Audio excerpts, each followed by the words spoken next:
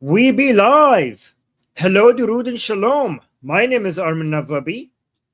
And I'm Ali Samani. We are your Iran experts. And today, it is completely clear that the United States of America and the Islamic Republic are going to go to another war, and first to start by the Islamic Republic this time.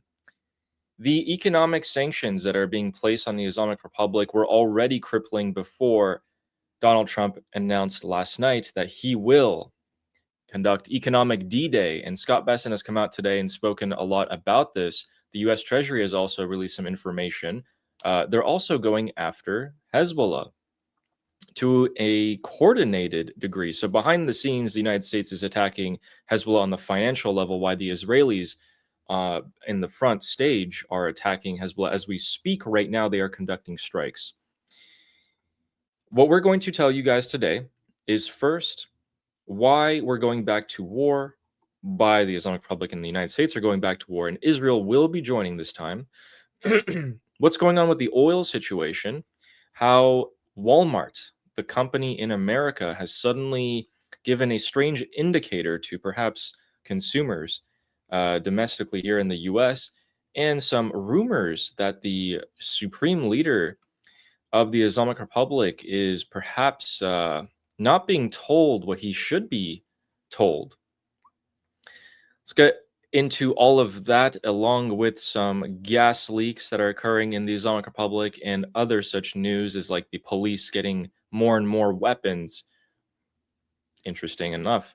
And a pamphlet that was found in the north of Iran. So, first of all, what we're going to start off with, ladies and gentlemen, is the USS George Washington. This ship has now been announced by CENTCOM itself to be in the Arabian Sea. It has arrived. That took, faster than I thought. We told you guys it was going to arrive this week. It's Thursday. It arrived before the end of the week. And it has not replaced the Abraham Lincoln as of yet, although it is definitely scheduled to in the eyes of many people. Let's take a look at this. So the USS George Washington is here. Currently, we have 3 aircraft carriers off the coast of the Islamic Republic, hundreds of fighter jets. We have over 100 refueling tankers in the area, and everything seems to be ready. However, the rhetoric coming out of Washington itself is telling us that the United States of America is perfectly content with conducting economic D-Day. So the word is, what is economic D-Day? We got into it a little bit for you guys yesterday. We're going to get into it a bit more now. The ships that you see on the screen and the upcoming helicopters and equipment and destroyers, everything you may see here is suffocation. Not a single ship from the Islamic Republic has gotten through this blockade for however long the blockade has been up, which is, I would say, maybe a month and a half or something like that when it came back up. What this tells me is that the central bank head of the Islamic Republic, who came out yesterday on an interview and was questioned by a woman reporter, it was right. He said, we haven't exported any oil. We're not making any money. The Americans haven't even given us our frozen assets. And the oil money we are selling, well, most of it's not even getting back to us anyway. Uh-oh. We covered for you guys yesterday that most of the employees of the Islamic Republic, most employees in Iran are actually employees of the government. And if the government doesn't make oil money, which is how it funds the country, well, that's not going to turn out so well. So what's the option for the Islamic Republic, Armin? Do you think they're going to attack this, what we're seeing on screen, or do you think they're going to attack something else?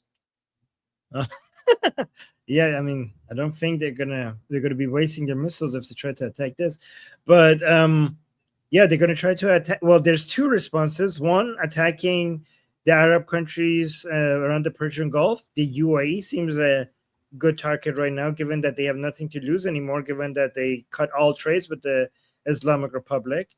Qatar seems like a good target, given that they say that they're holding some of their pilots.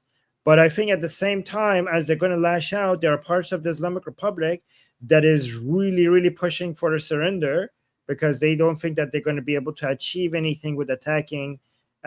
So there's two extremes are coming out of the Islamic Republic. One is going to go for full attack mode. The other one is now going for full surrender. They pulled out Khatami.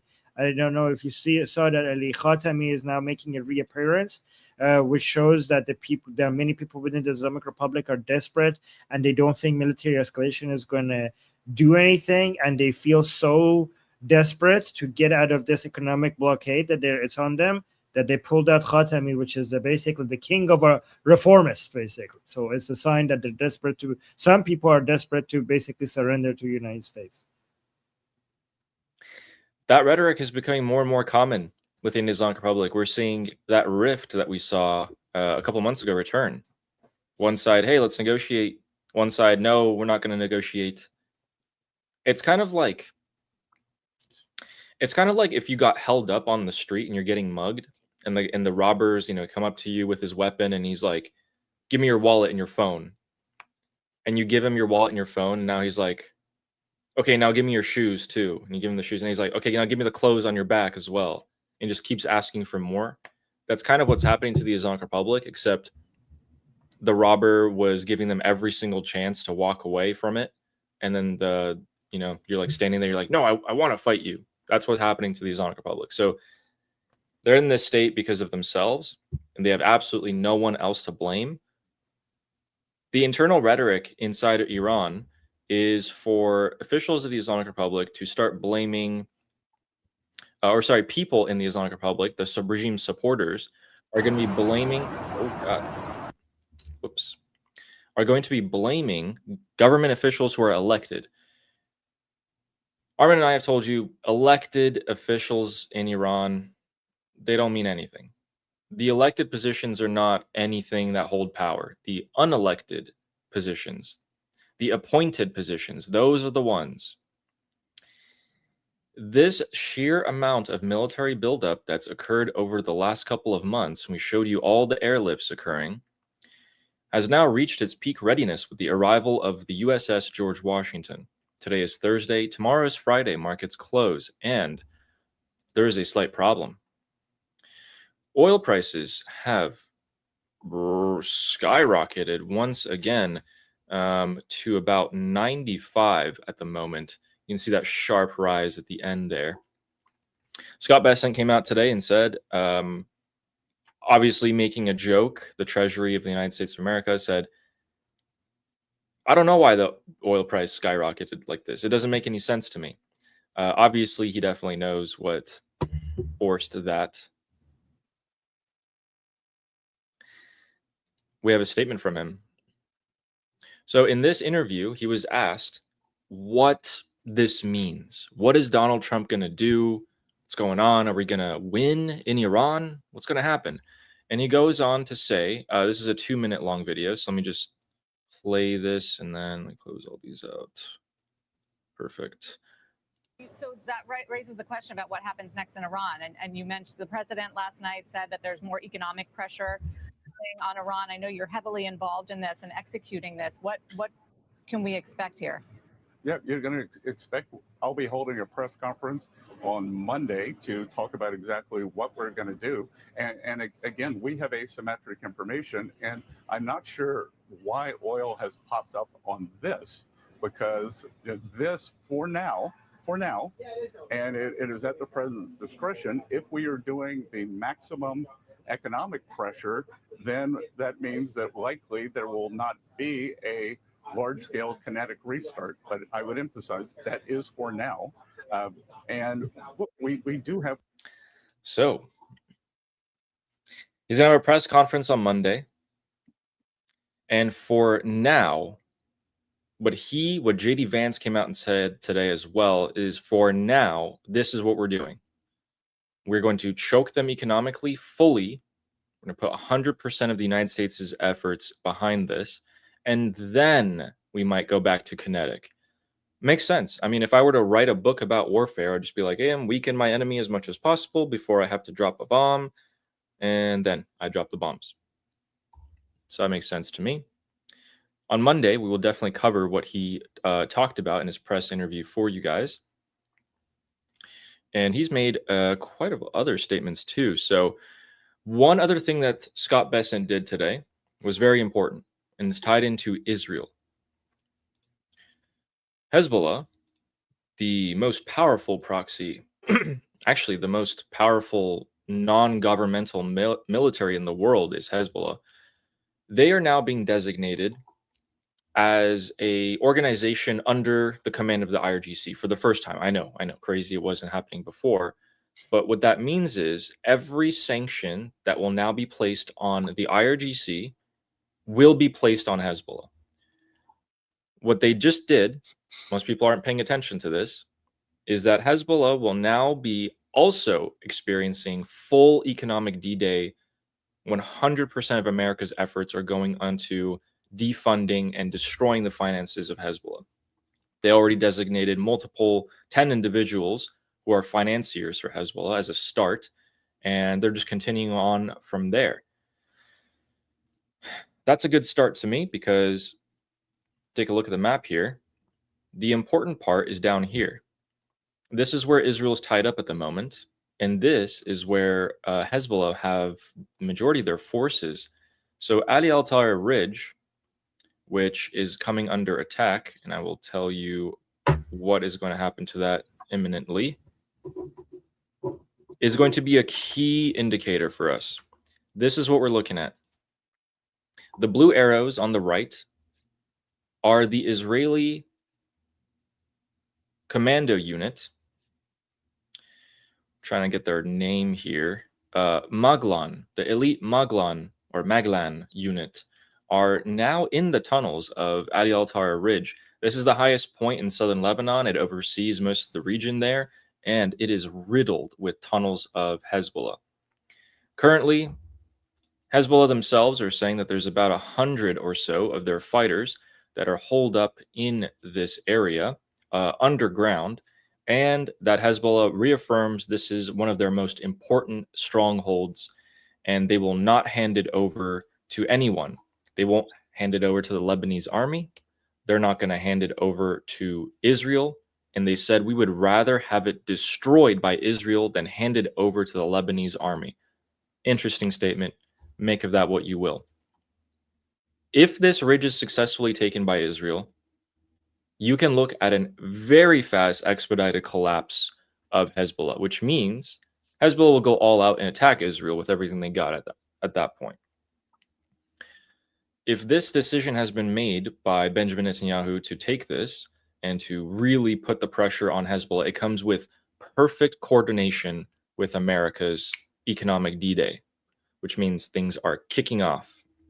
Remember, guys, September is the month to look out for. I would say late September, maybe even early October. The proxies in Iraq have to be dealt with. Hezbollah looks like it's being dealt with. Everything's in position. The economy in Iran is also getting obliterated. And we'll take a look in the coming weeks to see how that's going to continue out. Key things, Ali al-Tayr Ridge, if that gets taken, no, we are getting 2 or 3 steps closer to a war here.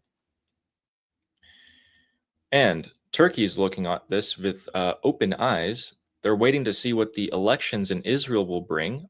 Is Benjamin Netanyahu going to get replaced or not? If he gets replaced, the Turks, who have been building up military bases in the north of Syria and the north of Iraq, are quite expansionist. And they're taking a look at if they could see, are we going to go to war with Israel or not? Because the Turks would love to do that.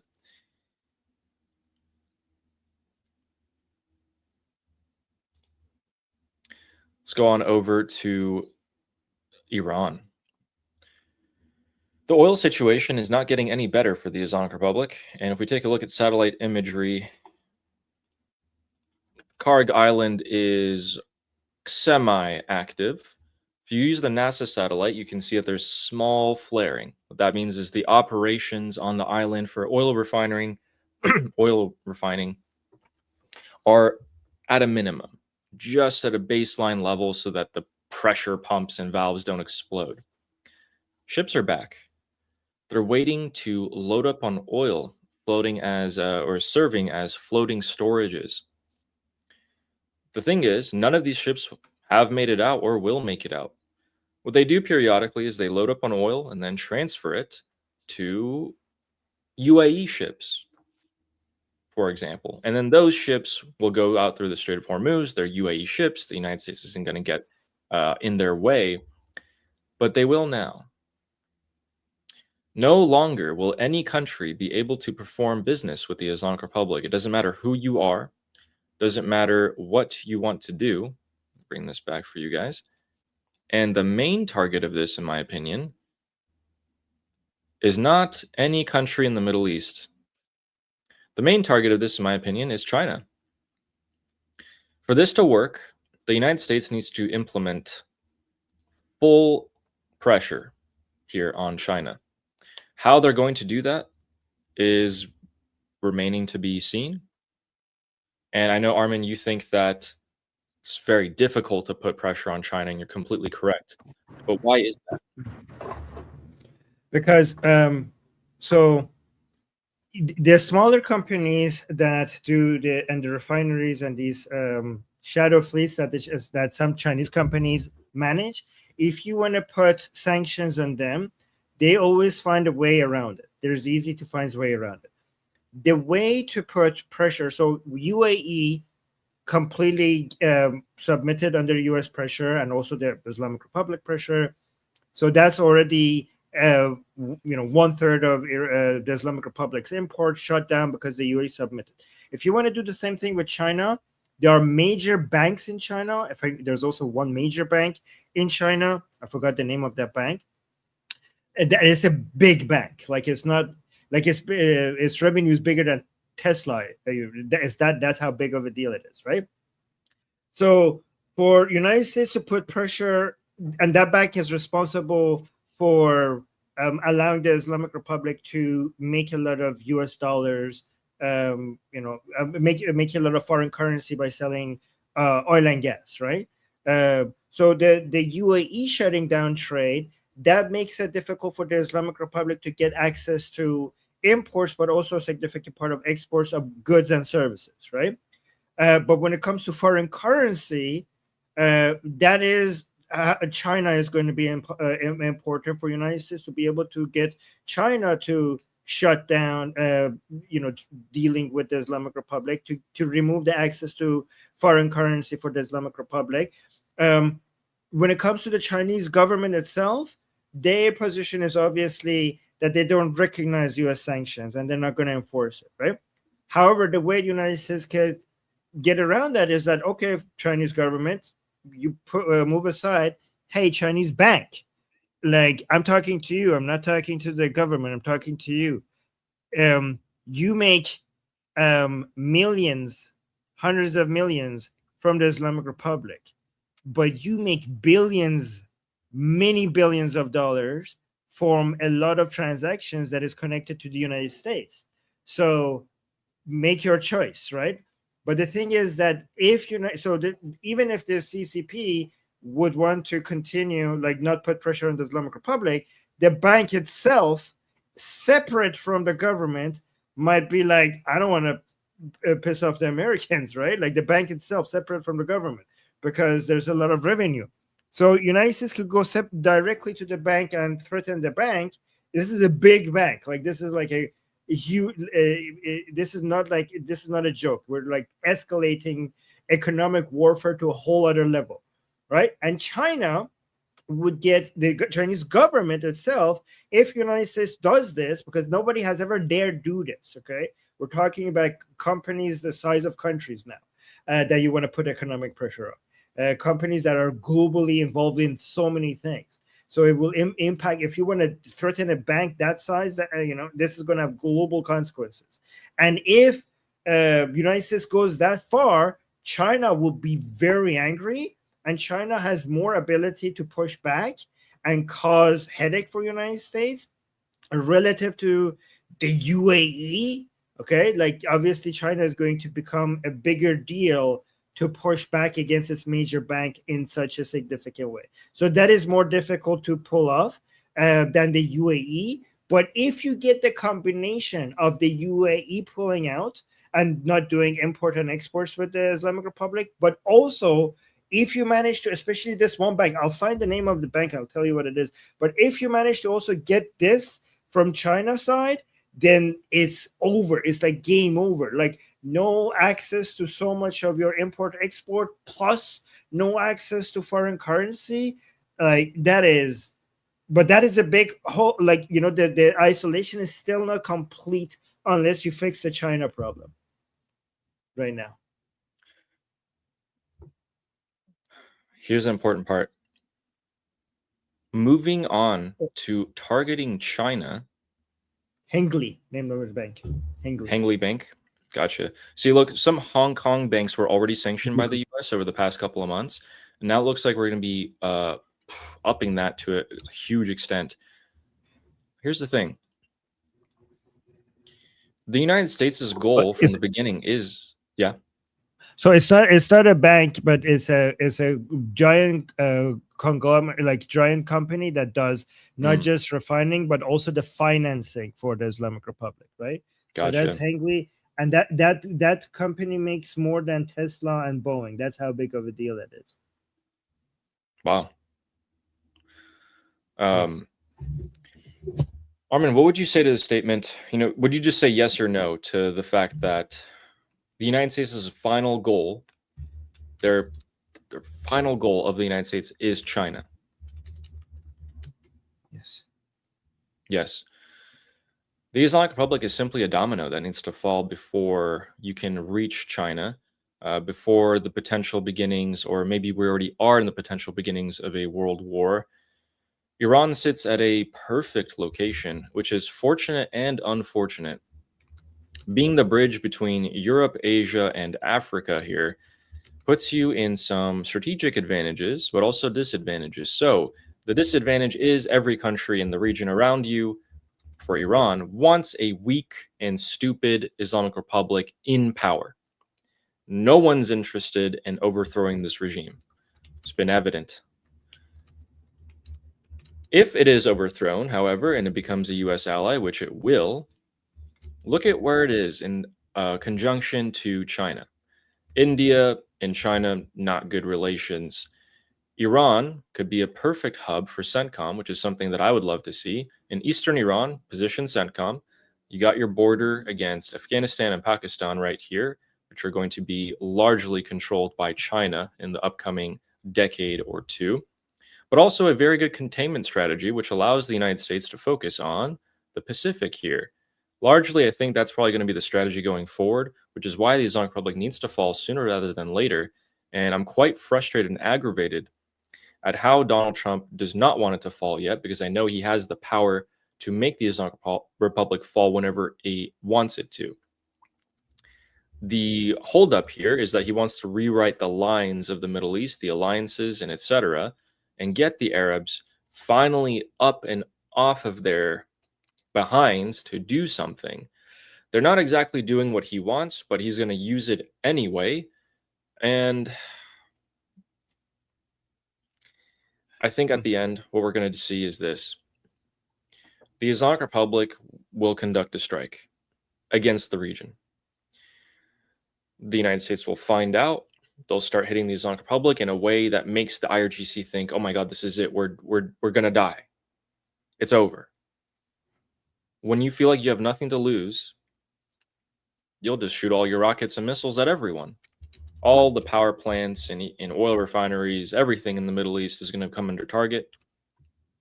The Arabs are going to suffer massive damage because they signed a pact with Turkey and Pakistan. That's not going to save Saudi Arabia. All these countries you guys see here, ladies and gentlemen, do you know how long it takes for a ballistic missile to reach from this side of Iran to the other side of the Persian Gulf, onto Kuwait, Bahrain, Qatar, and UAE? It takes less than 2 minutes. Less than 2 minutes. Ali, can I correct something before we because yeah, of course. the bank that needs to be sanctioned So I got two things mixed, right? So the main bank is the Kunlun, the Bank of Kunlun, Kunlun, Kunlun. The refinery that needs to be sanctioned is Hengli Group, okay? And the Hengli Group forms the downstream refining backbone that completes the money loop initiated by the bank, but the bank and all the associated financial institutions is Kunlun, and the refinery is Hengli. Those are the Gotcha. two main companies that need to be sanctioned by the United States. So there you go. Gotcha. Yeah. So when the Islamic Republic empties all of its missiles out on the infrastructure of the Middle East and largely destroys many of the desalination plants or oil refining capabilities, the United States is one of the only countries in the world with the technology to rebuild these. The Arabs don't actually have technologies to build oil tankers. They don't have the technology to drill into the Persian Gulf itself. That's US technology and developed. They also had decades to build up their military with the hundreds of billions and trillions of dollars that they've made. Instead, they chose to do nothing with that money except for export terrorism into the rest of the world or try to influence politics, namely the country of Qatar. Now, the wisest amongst them, the United Arab Emirates, 2 days ago folded to US pressure and has joined the fray, although it's dragging its feet at every opportunity to go against the Islamic Republic. 24 hours before Donald Trump announces economic D-Day, the UAE releases a letter saying, "We have cut off all financial ties to the Islamic Republic." That tells me that they're in on it. It tells me that they know. So, the Islamic Republic is left with a grim reality. Most of its money comes from oil. They are not selling any oil. 30% of its imports comes from the United Arab Emirates. They're no longer doing trade with the UAE. 90% of its oil is bought by China. China is not buying any of their oil anymore. They are sending their tankers through the Strait of Hormuz to go to Iraq and Saudi Arabia, who have been massively undercutting prices to still make money. The Islamic Republic can't undercut prices any more than they already have. And that is why this week we saw 2 Chinese tankers get turned around by the IRGC and even targeted. Why would you bite the hand that feeds you? Well, because it no longer feeds you, and you're a rabid dog, namely the IRGC.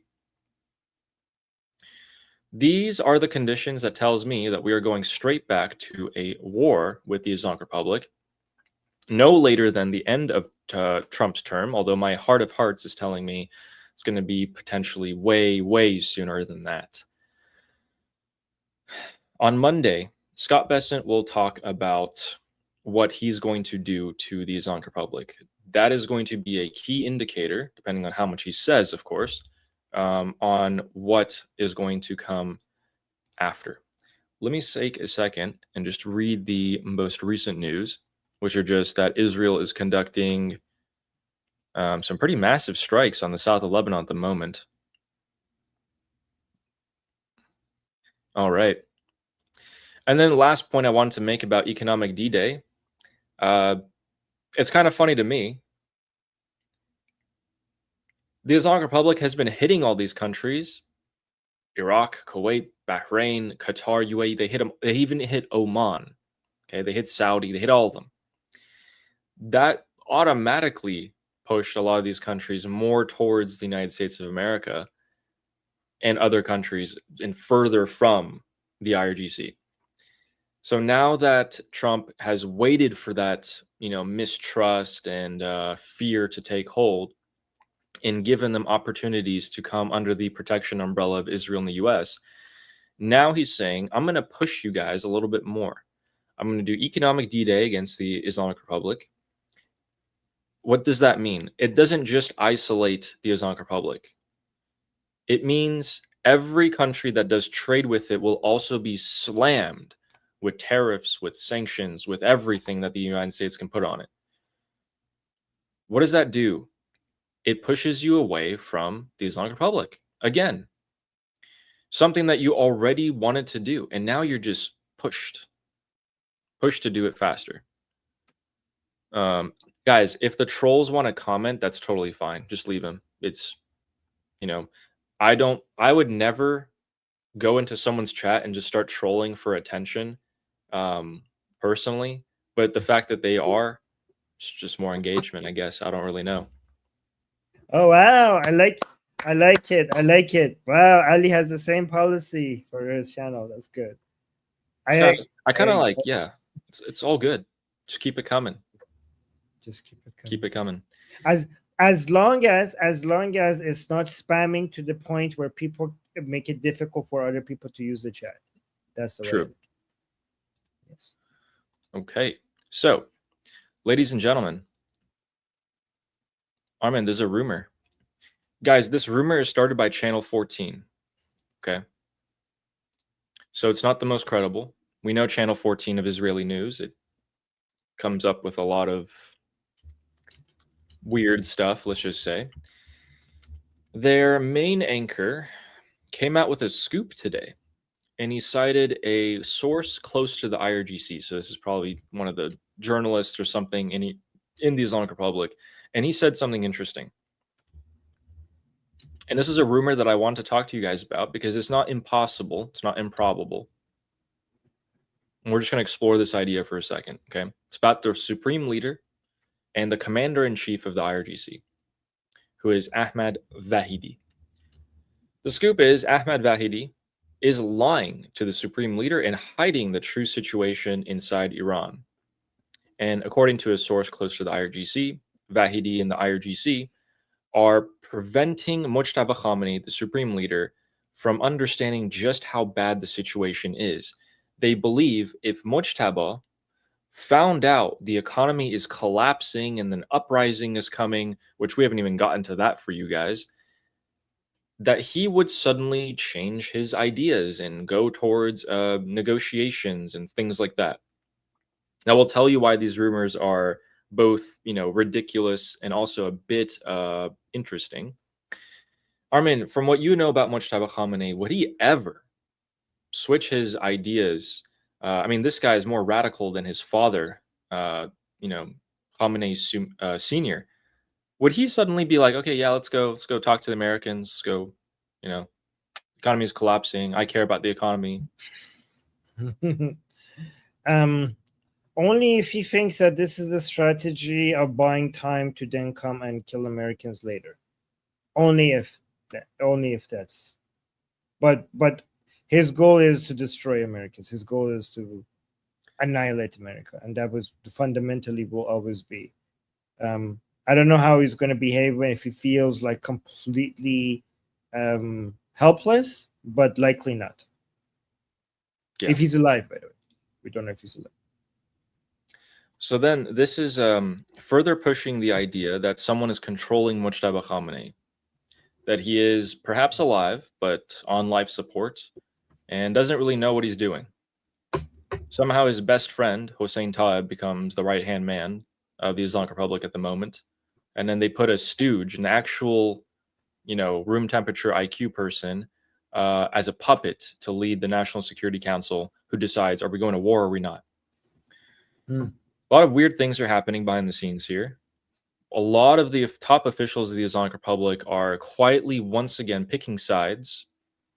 Behind the shadows, they're forming their own alliances, etc. It kind of reminds me of the last few years when they knew that Ali Khamenei, former supreme leader, was going to pass away. He was in his late 80s. When that happened, they could take a bigger piece of the pie. I feel like the same thing's happening at the moment. What do you think? Yeah, there's a vacuum, and there's a struggle to see who could take most advantage of the vacuum of power. Is that what you mean, basically, right? Absolutely. And who is positioned to take most advantage of this? Wow, that's very so. Ghalibaf seemed to have the upper hand, but as we predicted correctly, his power is very dependent on Americans. So not him. Abdullahi is a good candidate. Zahidi might be a good candidate. Abdullahi is not looking a lot more stronger. Hossein Taib is a good candidate, right? You know, all the people you just said, they're all holding a position of power with guns. They all have henchmen with guns under them. What's that? Why is that significant here? Yes, that's a good point. Because political power comes in three forms: military power, economic power, people power. You know, basically popularity, or how many people support you. And among all of these three political powers, military power is the one that is directly the most powerful, the most important.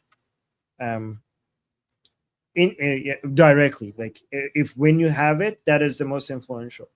Long term, the calculation changes, but immediately whoever has the most guns wins. Whoever has access to the most guns wins. Short term.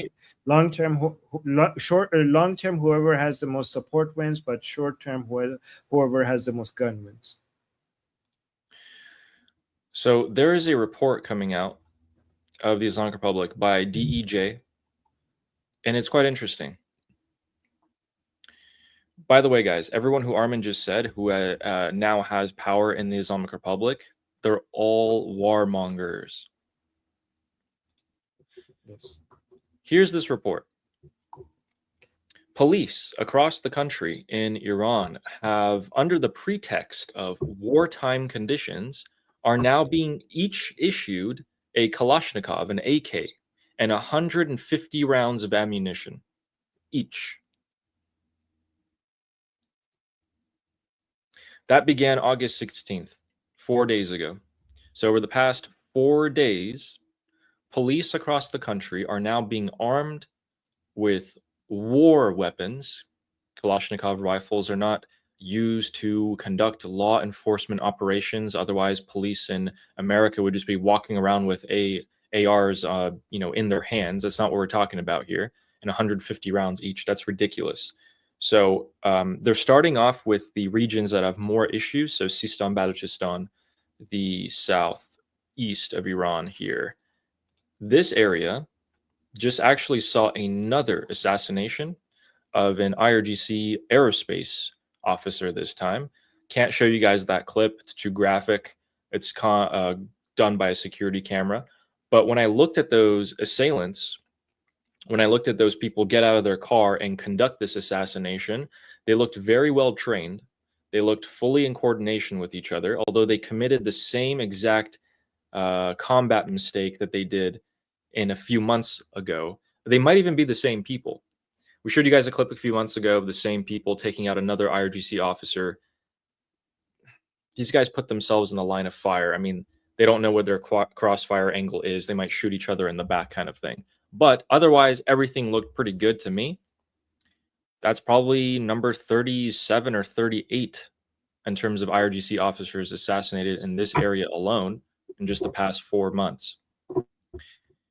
So under these pretexts, this operation has been called Commission, which I know it's super, inventive of a name for the Islamic Republic. Armin, who do you think was behind this order? Who is the most paranoid person within the Islamic Republic, and who would give such an order to arm all the police with AKs? If I had to guess, Hossein Taib. He's the most paranoid. He's the most concerned with the security, the most aggressive, the highest person right now that I could think of that would have the authority to make that decision, and the most paranoid, as you mentioned, and the new head of Basij, so he would have the connection. Exactly. So we'll show you guys what this guy looks like. This guy might as well be, he could be Santa's helper if he just took off his hat, but he could also be one of the most evil men on the planet. This is Hossein Taib, the new leader of the Basij. The Basij are the orcs. If you guys watched the Russia-Ukraine war in the past few years, you can see that a lot of Russian soldiers are named orcs. Why? Because they're heavily indoctrinated, don't use rationale, just brute force. And Okay, you're being racist now. I can't tolerate this anti-orc hate. Okay, like let's chill down with the orc hate. Okay, but okay. And I mean, you guys have seen Lord of the Rings. Is it too different? Just put a finger on his hat, you know? Yeah. So this guy has a psychological profile that we were also able to grab. He's extremely paranoid. He was the head of the intelligence ministry for 14 years, and under him, the top generals got assassinated by Mossad. Nuclear scientists were getting assassinated left and right. Yeah, he got kicked out of his position for incompetence, and now he's back. He's back because of loyalty. The supreme leader of the Islamic Republic is also very paranoid. He knows that there's an internal power struggle. He's bringing his best friends, who are incompetent, back into power positions. What does that do? In any government, let's just say, Armin and I hated each other, and now all of a sudden I'm, the head of finances of country X, and Armin was the parliament speaker. Well, now I'm going to frickin' beat him down economically with wherever I can do. I'm going to take his institution as low as possible. That's also happening. People here are using their power to constantly fight each other within the Islamic Republic, which is weird because foreign media will tell you that the Islamic Republic is a united monolith and they're stronger than before, and they have a new order in the Middle East. No, these people are fighting each other behind the scenes, in front of the scenes. They're paying people to go on the streets and protest against another section of the government so that they look better. These are not signs of a functioning and rising government. These are the signs of a failing socialist Islamist government. It's not going to get any better for these people.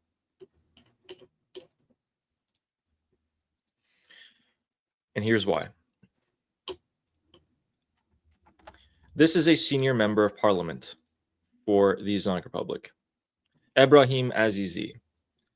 He just issued a threat to the United States of America, which, how dare you, by the way, who even are you? Says, we are watching your every move. Any further mistake or miscalculation will carry consequences far greater than before. End presence in the region immediately, before it is too late, and accept Iran's new regional order. Okay, buddy. Well, again, this guy just you got placed on a list, or if he was on a list, he's higher up on the list now. He's not the only people talking like that, though. Got members of parliament saying that, okay, these are the same people who will scream death to America in their open parliament session. You guys just imagine if Congress had a session where they're just screaming death to, the Islamic Republic. Like, that's what's going on. You also have people very, very close to the supreme leader and the top IRGC commanders coming out and saying this. Iran's military response to America's economic attack is both necessary, reasonable, and timely. Now is the best possible time for escalation by Iran, far better than the night of the ceasefire. It's not just us when we're telling you that the Islamic Republic is going back to war. It's not us, it's them. Believe us and believe them. They are telling you that they will do this.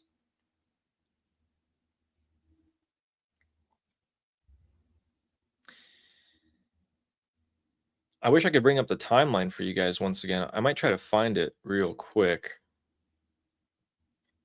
Sean in the chat was saying, are they going to sink the Abraham Lincoln for the 4th time? I think, Sean, you're losing count. I think we're on 12 or 13 by now. I don't know what you're talking about. At least. So the timeline. Armin, when is the midterms coming up, and why is that important? November.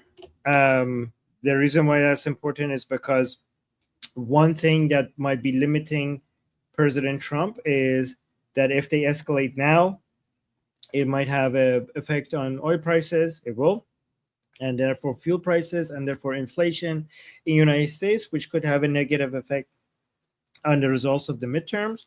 So as soon as the midterms are over, President Trump doesn't have to worry about that anymore, and he would be more free to do what he needs to do. Especially Correct.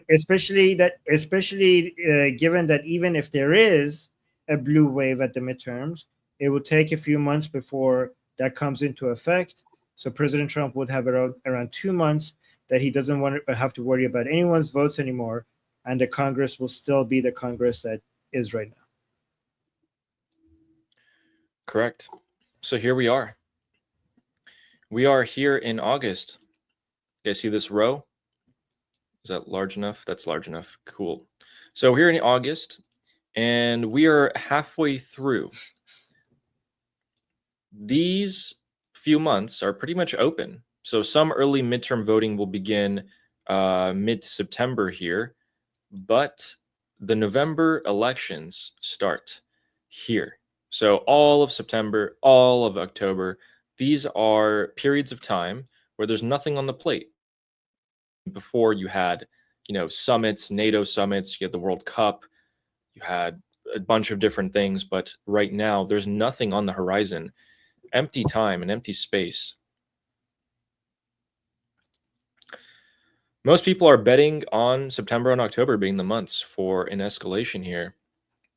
I would like to tend to agree with these people, but of course, this is a moving target, changes constantly, and we're going to cover everything for you guys as we have for the past over 100 days straight, for every single day.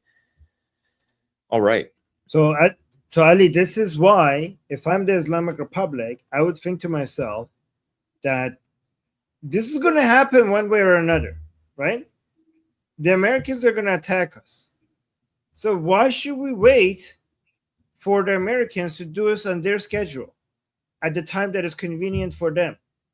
Why should we wait for Trump not to be hurt by this for the midterms? It's not like we could avoid military escalations. It's going to happen. So it's better for us to do it at least at a time that is bad for Trump rather than at a time that is good for Trump. So if I'm the Islamic Republic, I'm like, okay, let's just do it now. Let's go. What do I need to hit to get this started? That's what the Islamic Republic would be thinking. They still think and believe that oil prices are going to... What did Saddam do, guys? Anyone remember? Saddam Hussein thought he did do that. That was probably his best achievement. Yes. But he thought that escalating and hurting everyone and everything in the region around him, setting the Persian Gulf on fire, dumping oil into the water and setting on fire. You guys saw the images of early 2000s Iraq, fire everywhere. That didn't save him at all. That actually just made more countries want to come and get rid of him. I still understand how these stupid dictators think that escalation is going to protect them. It puts a bigger target on your back. To be fair to the dictators, what are you going to do? Just wait for the... put yourself... Okay, other than that, but if you put yourself in the position right now for survival, if you sit around and do nothing right now, that is a bigger pain than escalation. No? Yeah, true. They got themselves in this position. They might as well just go. Right. See, guys, we're being fair to the Islamic Republic. That's how objective we are being. To be fair to the Islamic Republic. Right. And right, so the uprising section, Armin. We have an uprising to get to. Oh man. Okay, so the vice president of the Islamic Republic came out today. His name is Mohammad Reza Arif. He came out and he said, we're going to raise the price of gasoline again. This would be the 4th time that they've announced this. He said the government's going to implement this change, this rise in gasoline prices gradually because if we suddenly do it, then it's going to affect the cost of all the goods, and it's going to affect people with lower incomes. Mm. That's the type of statement that makes you want to, you know, perhaps, yeah. So, whew. So Just so reading they're that gets gonna me so angry. they're gonna put prices at 4 different levels, right? 4 different brackets. They're gonna be this price. So it's crazy. Instead of like guys in the United States, if the gas price is this price, it's this price, okay, in a location, right? But the Islamic Republic is creating tiers. So there's a price level 1, price level 2, price level 3, and price level 4. So you get the lowest price, and then when that finishes, then there's the next bracket, then there's the next one, then there's the next one, right? Until this is the government controlling the prices of fuel. So what I think is going to happen, instead of the price being at this level and it then jumping to a higher level, they're just going to pretend like this level still exists, but there's also another bracket where it's at a higher level. Like, so let's say 11 cents and like 70 cents, right? But then soon this bracket at the 11 cents one is just going to be there, but it's never going to be available.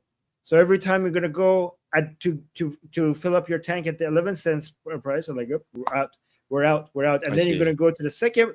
Then you're going to go to the second bracket. Like, can I get the second one? They're like, nope, not available. They're going to go to the third one. Is it available? Not available. So effectively, it's all going to be the highest price.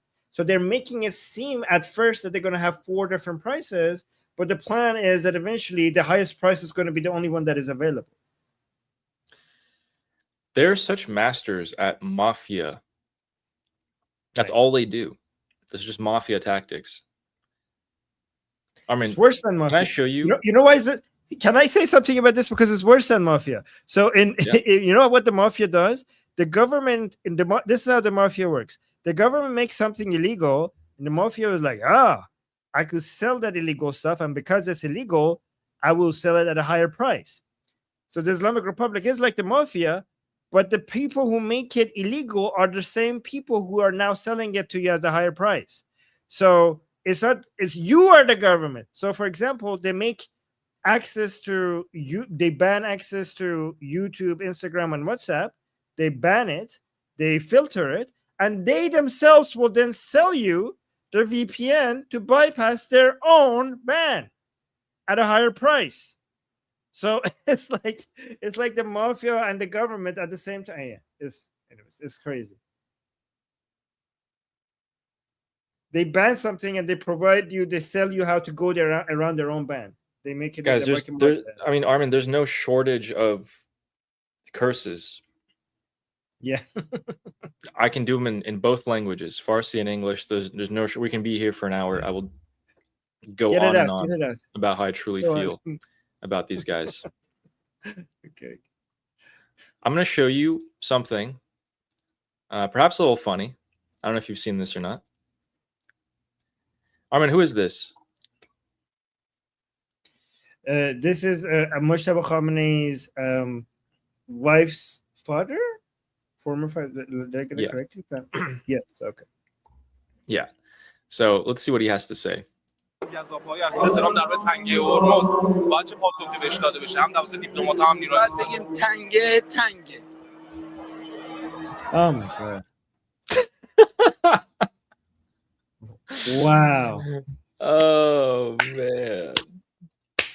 Are these human beings, by the way? I mean, come on. That looks like a cartoon character. Tangy. Oh my god. Guys, someone said Ghani. Amir, that's not Ghani. They all look the same though, and I totally get what you mean. They all look the same. Guys, anyway, just for the jokes, we don't have to respond that. How do we even translate that? We shouldn't. I don't think it's a good. No. So guys, in Farsi, tang means tight, and Tangeye Hormuz means Strait of Hormuz, or like the narrowness, the narrow strait. It's tight. And he's like, tange. So Yes. he's using the same just word, means- but has two different meanings. Yeah, so it literally translates to the strait is tight. It's tight, right? But I don't know, it's kind of like saying the strait is straight, right? The strait is straight, but it means the strait is tight. He's But like, it just the reporter's like, so what would you say to Donald Trump's announcement that the Strait of Hormuz is, now open and they under their control? Tangy. Well, the Strait of Hormuz is tight. Okay. He thinks, okay, so it's just a bad joke. It's a dad joke that he thought he was being very clever saying it. And people are making fun of him all over social media. So, Right. That's exactly what it means. But it's like somebody saying, no, Armin, that's not what it means. It's exactly what it means. Armin, do you mind reading a couple Stop of super saying chats? it like I want to say it like that. What the hell? I'm gonna grab some water real quick, and I will be right back. Somebody was telling me in the chat that I'm drinking pickle juice. This is not pickle juice. This is ginger tea. And then, guys, when I'm back, we'll go through the allogram section where I go into the IRGC group chats. I'll give you guys their messages. I'll be right back. Yes. What did he say I'm doing? Oh, okay. Actually, I'm going to do something else. I'm going to show you a funny video from Iran, okay? Because I want to do the super chats when Ali is here. By the way, Stanley, thank you for the very generous super chat. Let me show you this, okay? So I wish Ali was, you know what? I should show this to Ali when he's back as well. I want to get his reaction. So this woman, okay, this woman, maybe I should play this when Ali is here. What do you guys think? Oh, why am I not in the middle? Okay, I'll just play it. Okay. So this, okay, I'll just play it and without context. Let me see if you guys understand what's happening. توقعی که یه سری از مردم ایران از خانم‌های غواص دارن. حجاب تو رعایت کن اینجا نامحرمه. El sorello io muserisu. El sorello you can marry Benny Hoshin. Okay. So he's saying, okay, Ali's back. So she's saying that this is how they expect us. Wait, this is what they expect from us when we're swimming here in Iran, right? So the regime is, I saw this. Okay, so you saw this? Like apparently, even when we're swimming, we should be wearing the hijab. This is their expectation. So she's making fun of it. So Ali, watch this again. توقعی که یه سری از مردم ایران از خانم‌های غواص دارن. حجاب تو رعایت کن اینجا نامحرمه. El sorello io muserisu. El sorello you can marry Benny Hoshin. That's funny. Okay, I don't know how to translate the song though. I can't probably. But anyways, Ali, I know you showed this yesterday. Did we play the part where he says about the picture about how big the American? I forgot if you played that part. How significant the American isolation is, because I want to show this part. It's only like 20 seconds. No, show it. Okay, so this is Hemeti, the head of the central bank of the Islamic Republic, and let me just play it. So this lady is asking her, why is the economy horrible, right? Why is the economy bad? So now he answers. شما ابرقدرت اونجا نشسته هر روز ورد میده. خب بالاخره اثر میذاره تو بازارهای ما به همسایه‌های ما. So he's like, well, we have a superpower there that they're threatening us with all of this stuff. Of course, that's going to have an effect on the markets, right? So he's admitting that it's because of America, right? And then همسایه‌های ما میگن من نمیخوام اینو خیلی هاشون جرئت نمیکنم. Like I shouldn't tell you this, but our neighbors, he say I shouldn't tell you this, but our neighbors tell us نمیخوام خیلی هاشون جرئت نمیکنن با ما بشینن فیلم بگیرن، میگن بگیرن به ما فشار میارن، عکس بگیرن میگن به ما فشار میارن. He's saying our neighbors tell us that we can't be even in the same picture with you guys. Like we don't want to be videoed with you. We don't want to be in the same frame with you. Like forget about trading. Forget about like imports and exports. When they go to talk to them and they want to take a picture, they're like, no. They're scared of Americans. Embarrassing. Right, their neighbors. This is the head of the central bank in Iran. Says that our neighbors of Iran tell us that we can't even be in the same picture. Don't take a picture of us being next to you because they're afraid of what the Americans would do. That's how significant the American pressure is on these countries. The Arabs are so scared of America and embarrassed of the Islamic Republic. But then behind the scenes, they have no problems. You know, it's just, you just can't get the pic. Can't show up on the gram with each other here. I hate hypocrisy. Really do. But that is, guys, that shows how effective the American pressure has been. That the head of the central bank, when he goes and meets like Pakistanis or Iraqis or Emiratis, and like, okay, we're like meeting, let's take a picture. Like, no. Don't want to piss off the Americans here. This turned out to be such an infamous interview. I remember when we showed it, I was like, oh my God, guys, look, this confirms everything we're saying. The head of the central bank is saying, we got no money. We're not making any exports. They didn't freeze any of our assets. We're screwed. We're dying. And then boom, it exploded all over social media for the last couple of days. Everyone is talking about this interview. Yes. It's so bad. People are putting the side-by-side. Oh, yeah? Yeah. The side-by-side of Ghalibaf a couple months ago saying, if I didn't go to Switzerland to negotiate with J.D. Vance, we wouldn't have gotten to $12 billion. And then, boom, it shoots to this guy now and saying, we didn't get a single dollar of our unfrozen assets. I'm like, okay, so someone's lying here. Yeah. Ali, did we show this on your show? Or no, what is it? Okay, so this is a man in Iran. He posted this video.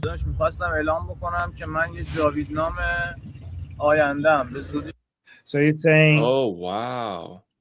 He said, like, I just want to officially announce that I'm going to be a future Javidnam.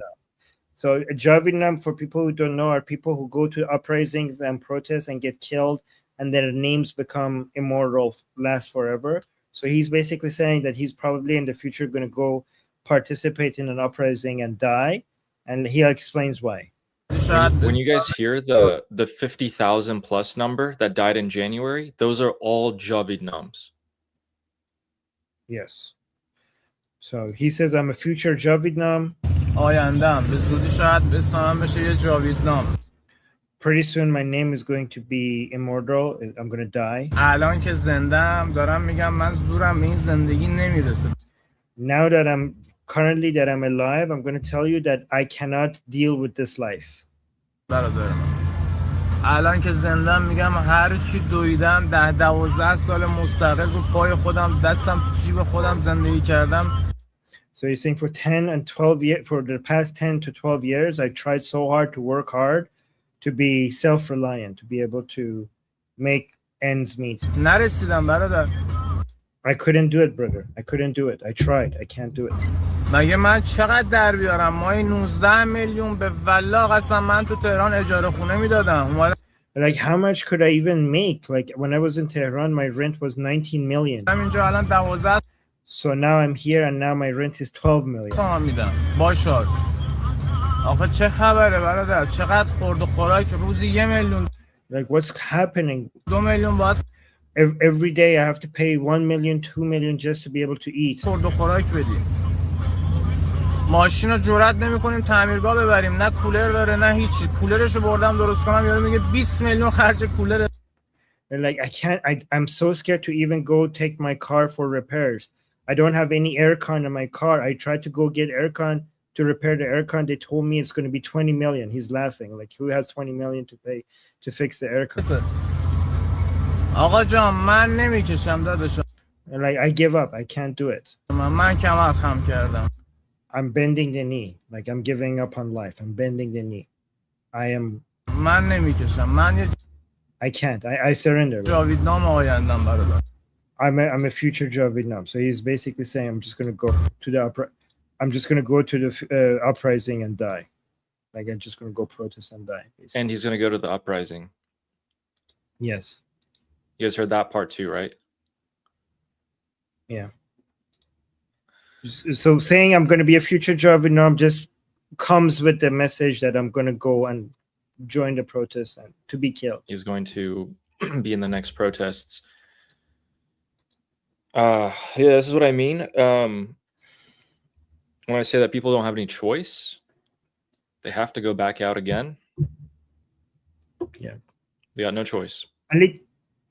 Ali, today I was listening to the news, and they went back to a story of this mom of one of the Joe Vietnams who died in the January uprising. And apparently she has been going to the grave of the mother of the Joe Vietnam. The mother of the Joe Vietnam, she has been going every night for a while on top of the grave of her daughter because her daughter is afraid of the dark. So every night before it gets dark, she would go on top of her grave and stay there because she was afraid that she's alone there and when it gets dark. And I don't know, I was just hearing that and it broke my heart. It's severe. Many of these, yeah. Severe trauma. Yeah. Yeah. Many of the stories are now resurfacing. And so many more, by the way. Keep in mind, that 50,000 plus number you guys heard in January conducted over 10 hours. That is the most conservative estimate, by the way. Not counting all the bodies they hid, all the people who couldn't come out and say, yes, us too. We also had a Joe Vietnam in our family. Someone was killed. None of those. Only after will we start to truly realize the extent of the massacre committed on humanity here. So we have a couple, one more quick thing for you guys in terms of a gas leak in Tehran at the moment. And when we say gas leak, we mean, what do we mean, Armin? What do we mean by gas leak? By gas leak, we mean there's nothing to see here. This is the same. This is normal. Don't go look away. This explosion is not by Mossad. It's not by any Joe Vietnams. This is just normal everyday life. Things just go boom, boom in all countries all of a sudden for gas. Totally leaks. normal. Yeah. Totally normal. Yes. Armin, when you lived in Iran for over 20 years and, you know, because when I lived in Iran, this never happened. I'm just wondering if when you lived in Iran, was that normal or? Yeah, no, I lived in Iran for 20 years and we didn't have this many explosions around us or gas leaks. But all of a sudden when I left, I mean, in the past few years, apparently we have a huge gas problem everywhere, including on buildings that don't have gas yet connected. This is interesting. Sometimes, guys, we have explosions sometimes we have gas leaks in buildings with no gas. Interesting. So interesting. That's, quite strange. Ladies and gentlemen, it's time for our fan favorite section, Alligrams. I'll go into the IRGC group chats and grab their messages, and then I'll show you guys what regime supporters are truly thinking and feeling. So our first one is here by this person. We'll translate this for you guys. I'm going to have to refresh this page. All right. So this message is kind of a doomer message. The Islamic Republic is not doing too well, and their supporters don't believe this either, saying there's nothing left in 3 months. What are you talking about? This is going to be better said in Farsi. I mean, could you read this for us? But basically, what this guy is saying is that what do you mean in 3 months? We can't last 3 months. There's nothing left of us in 3 months. But yeah, go ahead and make your deals or whatever you need to do. Sure. Oh, you're muted. Yeah, so the original news was about something that is going to happen in 3 months. So this person is saying 3 ماه دیگه چیزی نمیمونه ازمون. دلتون به چیا خوش کردین. So he's saying 3 months from now there will be nothing left of us. What are you hoping for? برای توافق کنین تموم بشه این همه بدبختی گرفتاری بابا. So like just go and make your goddamn deal. We're screwed here. Like he's like, I'm done. Just go make a deal so that we could be over with it. Regime supporters giving up on the daily. And that was the first one. The second one is this one. This is another regime supporter. When you see them talk about the officials, when they say the government officials, they're talking about their own government, like the Islamic Republic. So these are regime supporters saying, hey guys, can someone please tell our government officials that like what the F is going on? What is this situation? Have you prepared at all for this scenario? For example, I'm sick. The 2 medicines that I need are making my nerves worse. And today, like not taking these 2 medicines that I need makes my situation worse. So today I went to buy my medicine. 1 pill of Lobel, the thing that I needed, costed 250, which is 150,000 tomans. So what, I can't afford it. What sin did we commit? We were born in this country. Then if you go and protest about the situation, they're going to label you as a spy who betrays the homeland. This is the path that irresponsible officials are taking us. We're going to turn into Turkmenistan or something. People are already at the end of their wits. I know your sin. I know your sin. I know your sin. I know your sin. It has like Mas'ulin, the official. It was you, and your sin was America. You were the ones. I know you. I've seen you. You've been chanting death to America. That's your sin. That's what did it. It's not the official. It's you and your ideology. What was my sin? You declared war against the world superpower and you think it would have been no consequences? Like, oh yeah, let's go destroy the world superpower. This is the consequences of that chant that you've been doing for the past 47 years. You did this. Official. Then they play victim. Oh, I can't afford the medicine, but I've like plundered the wealth of the Iranian people for 47 years. But now prices are too much. Let's take a look at the newspapers. By the way, if you guys missed Alligrams this week, please go back and watch them. You guys will be in for a treat. Look at this.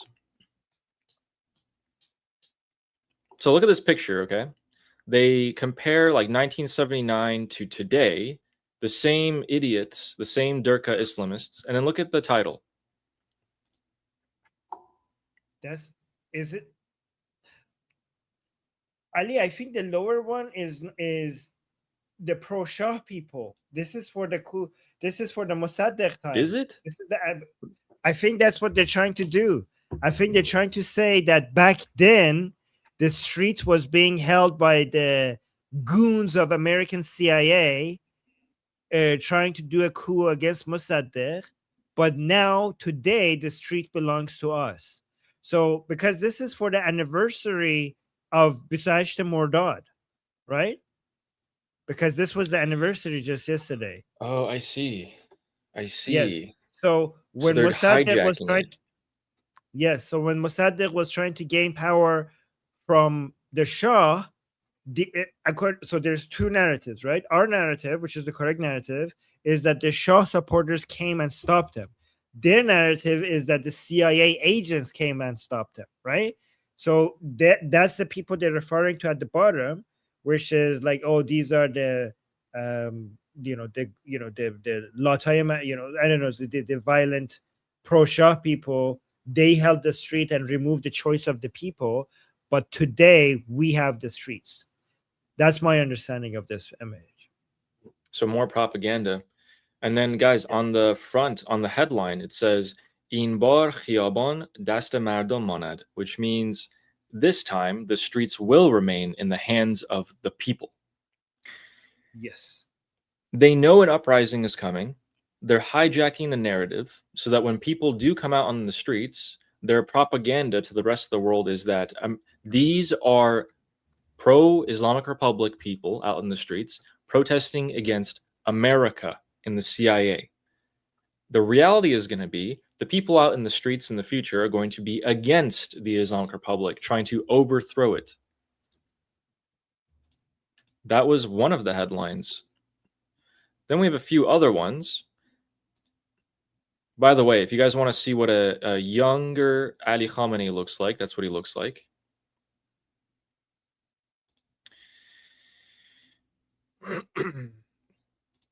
And then there was this one. Armin, who's this? Oh my God, this is the return of the leader of the reformers. You know, guys, it all goes back to Khatami, Muhammad Khatami, the Rouhani class, the Zarif class, the Ghalibaf now, and Iraqi people. It all goes back to Khatami. And guys, this guy is more dangerous. This is the chocolate imam, okay? The chocolate robe imam, as they call him, right? And he is so dangerous. These are more of our enemy than many of the regime heads right now. This is, if the Islamic Republic has any chance of surviving, it will be because of people like Khatami and Rouhani and Javad Zarif, because they, and this might offend you guys if I say this, but they many times sound like us. And that's what makes them dangerous. Because they will come and say things that you will like, this guy ain't that bad. He's making some sense. He has some good points. And that's why they are the most dangerous.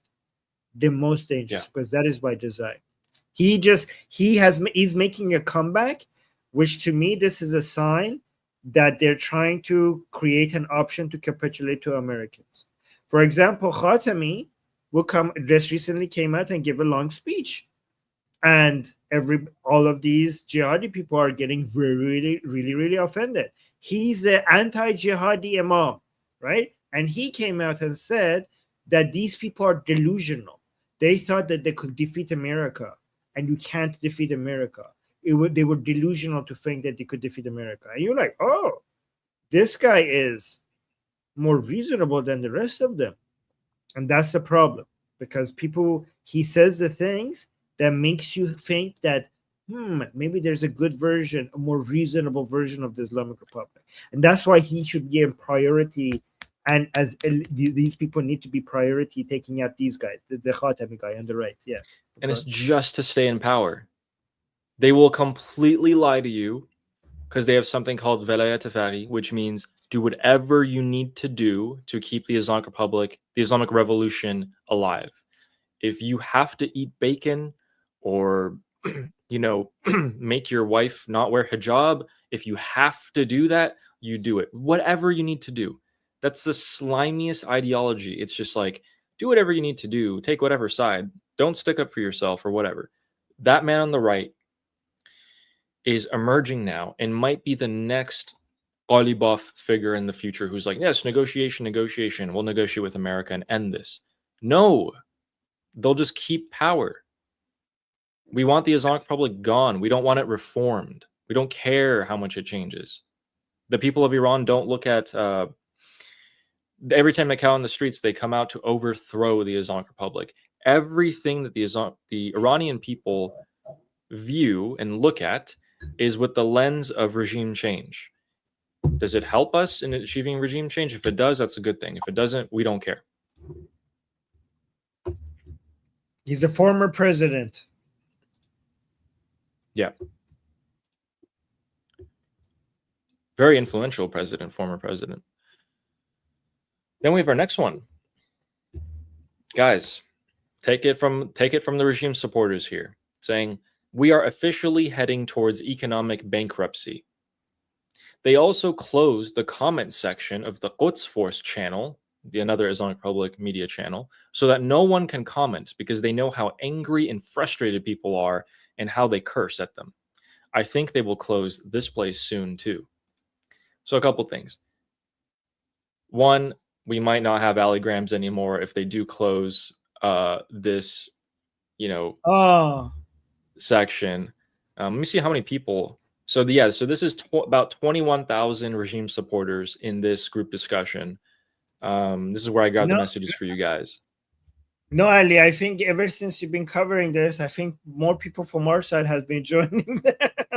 I think you have brought people from our side. Yeah, but don't close it down. Ali, maybe you're I know. responsible for them shutting it down. They're like, oh no, Maybe. our enemies are using the messages here to expose us. Shut it down. They're getting censored. So they're across several state media, they're getting censored. They do censor in this one as well. A lot of the times, you guys remember, I will grab the messages for you guys, and then when I come to show you them, I open the link and it's like, boom, message deleted. The admins come in and they erase all the dissent. But here, apart from the censorship, we are officially heading towards economic bankruptcy. That is a narrative that I'm seeing hundreds of people talk about. It's absolutely coming. And it's just a matter of when. How can we speed that up? Because actually, the faster it happens, the better. The more it gets dragged out, the worst.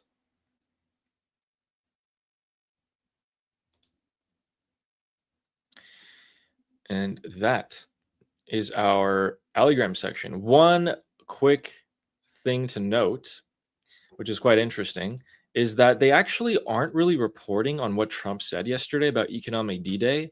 They didn't post it.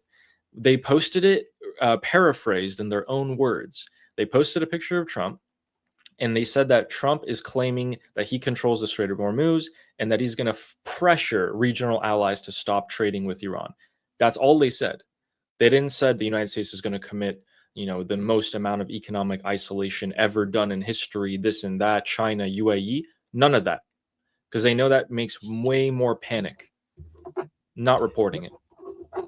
I think what they think is that people are going to look around them. Here's Ali. This is my theory. You know what I think the reason why they don't want to cover that? Because people can tell, everybody can tell that everything is effed badly in Iran, right? And the regime is trying to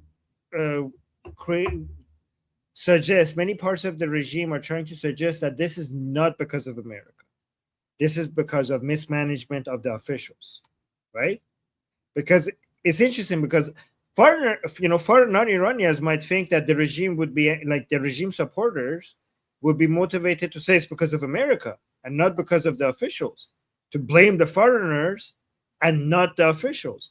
But no, it's the exact opposite. They want to blame the officials and not America. For once, they want to not blame America. Okay, so guys, the most jihadi people in Iran, they want to not blame America for the economic hardship that they're experiencing. Well, at least not directly. Because if it's America, then America is winning. The America has managed to cause, because their narrative is like, we're strong. America can't do anything with us. We're winning this. We're causing them economic pain. They're not causing us economic pain. The economic pain that we're feeling is not because America is successful, is because our officials are crap at their job, or spies and infiltrators. So that's why they want to spend and that's probably why they're not playing those videos, because people would make the connection that, okay, Trump is doing this to us, so Trump is winning. So can I ask you a few questions? You just say yes or no.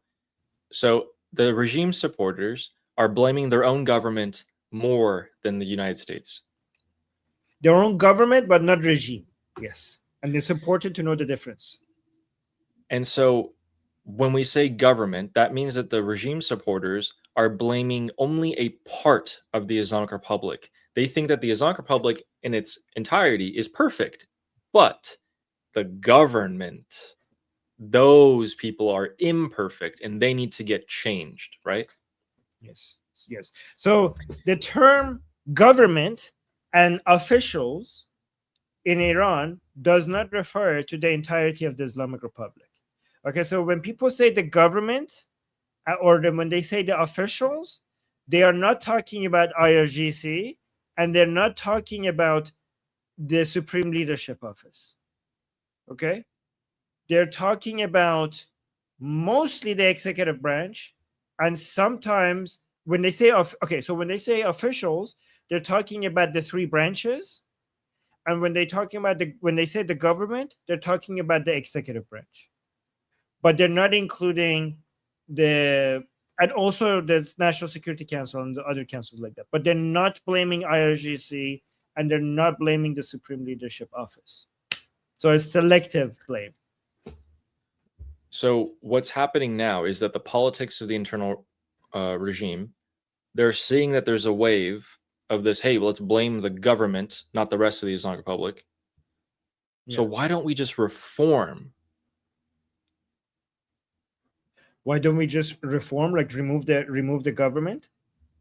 Change the government? Why don't we at least start with switching out the government in the future and then maybe going more towards the Islamic State? Okay, so different people have different answers to this. There are a minority that think that we should just stop being a republic and forget the people and their vote and become just fully Islamic. Even though that's how it is already right now. But there's so many other people who are pro-regime, who are extremely Islamic, and their analysis is that the people are stupid, right? That the supreme leader has the correct ideology, but this is a government for the people, by the people. I know they believe that.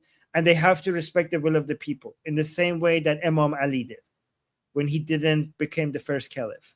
So even though the supreme leader knows what best for society and we should do what he says, but he respects the choice of the people so much that he submits to what the president and the Majlis vote for.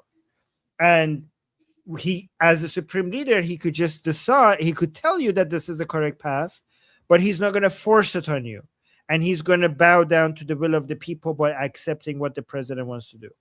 So these jihadi people will say, like, the people voted for Pezeshkian, so it's the people's fault that we are weak against the Americans, that we are weak against the Israelis, that the economy is in shambles right now, that hijab is not being enforced right now, that enough people are not being executed right now.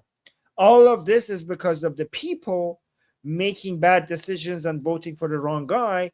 But what do we do is I mean, as Mosque, like our supreme leader, like our revolution is just, our supreme leader is just, our values are in the right direction, but the people keep making mistakes and they don't learn from their mistakes, and this is why we are here. That is their understanding of things. So let me ask you some quick fire questions from what you just said, so people can get a feel for this. So the regime supporters are unhappy. You just be like, yes or no. Very. Oh, yes, very, yes. Very. Yes. Okay, so yes, very unhappy. And then they blame a part of the Islamic Republic. So that means they want the Islamic Republic to stay. They just want it to be a little bit different. Yes. Well, very different. Basically, they want the people to choose Islamically rather than choosing for simple daily pleasures like dancing and singing and being able to go on a date, instead of like those Western values. They would wish we would vote based on Islamic values. Yes. Yeah. So like very different for them, but not very different for us. So, so they want the Islamic Republic to stay, and they're unhappy. Do you think that they will stop supporting the Islamic Republic because they think this is the current Islamic Republic? We don't support this. So next time people come out in the streets, let's just stop. Let's stop showing up. Is that going to happen? depends on how much hope they have for things to get better. If they think there's a way to fix this, then they will keep defending it. But if they think it's over and there's no fix, then they will turn against the whole regime because they think that they need to burn it and start from scratch. So this then, is why on the Persian channel I was like making fun of them. I'm like, stop being reformers. There's no fixing this. Like, topple the regime. It's completely Zionist. It's a completely American Zionist regime. Fight. so then, Make it Islam. Yeah. when the economic hardships really hit them over the course of the next month or two from this economic operation that's about to start or has started, it's about to get worse. Gasoline's about to get worse. Price inflation, housing, everything. These regime supporters, are they going to see a way out, or are they going to think it's all messed up? This is it. We got to start from scratch. They're gonna. So there's multiple views. They're gonna think that this was a plan to buy Pezeshkian and his people, to make the people unhappy on purpose, to cause an uprising on purpose, to bring down the Islamic governance, right? And So they'll be super angry. yes. So, but some of them think that if they go and try to stop the uprising, instead of defending an Islamic regime, they're defending Pezeshkian's power. So they don't know what are they defending anymore, right? So they're worried. They don't know. So they're confused. They're like, if they're in the next uprising, if I go and kill the people and defend this regime, am I defending the regime against Pezeshkian, or am I actually now defending Pezeshkian and his power? So it's very confusing for them, and they don't know what to do anymore. So the supporters of the Islamic Republic are unhappy. They're angry and confused at their own government. And they're no more than about 5% of the population. That's not looking too good.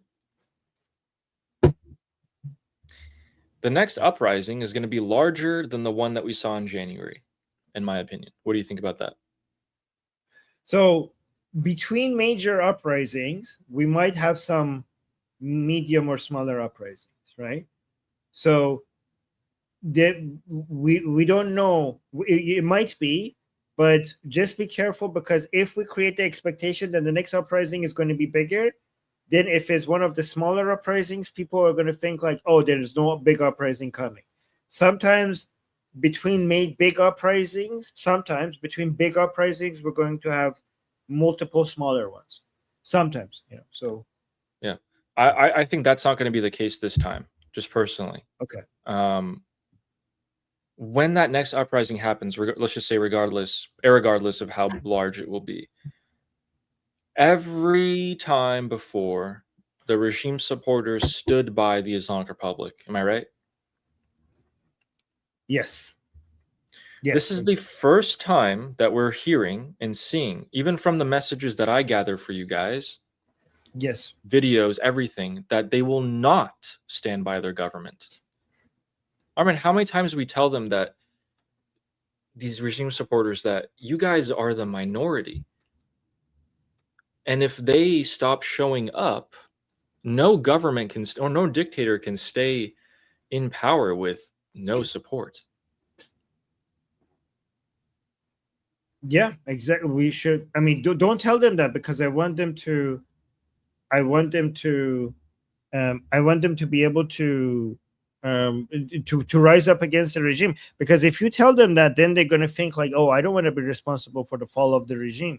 We should tell them that the regime is not Islamic anymore, and you guys have been taken over by Zionists and Americans, and encourage them to rise up. So if you guys would like to help with the downfall of the Islamic Republic, please go on social media and start mass spreading the messages that the Islamic Republic officials like Pezeshkian and Ghalibaf and Arakchi are all Zionist agents and very pro-America. So can I quickly respond to this? Function, why was this person timed out? This is actually a very important message.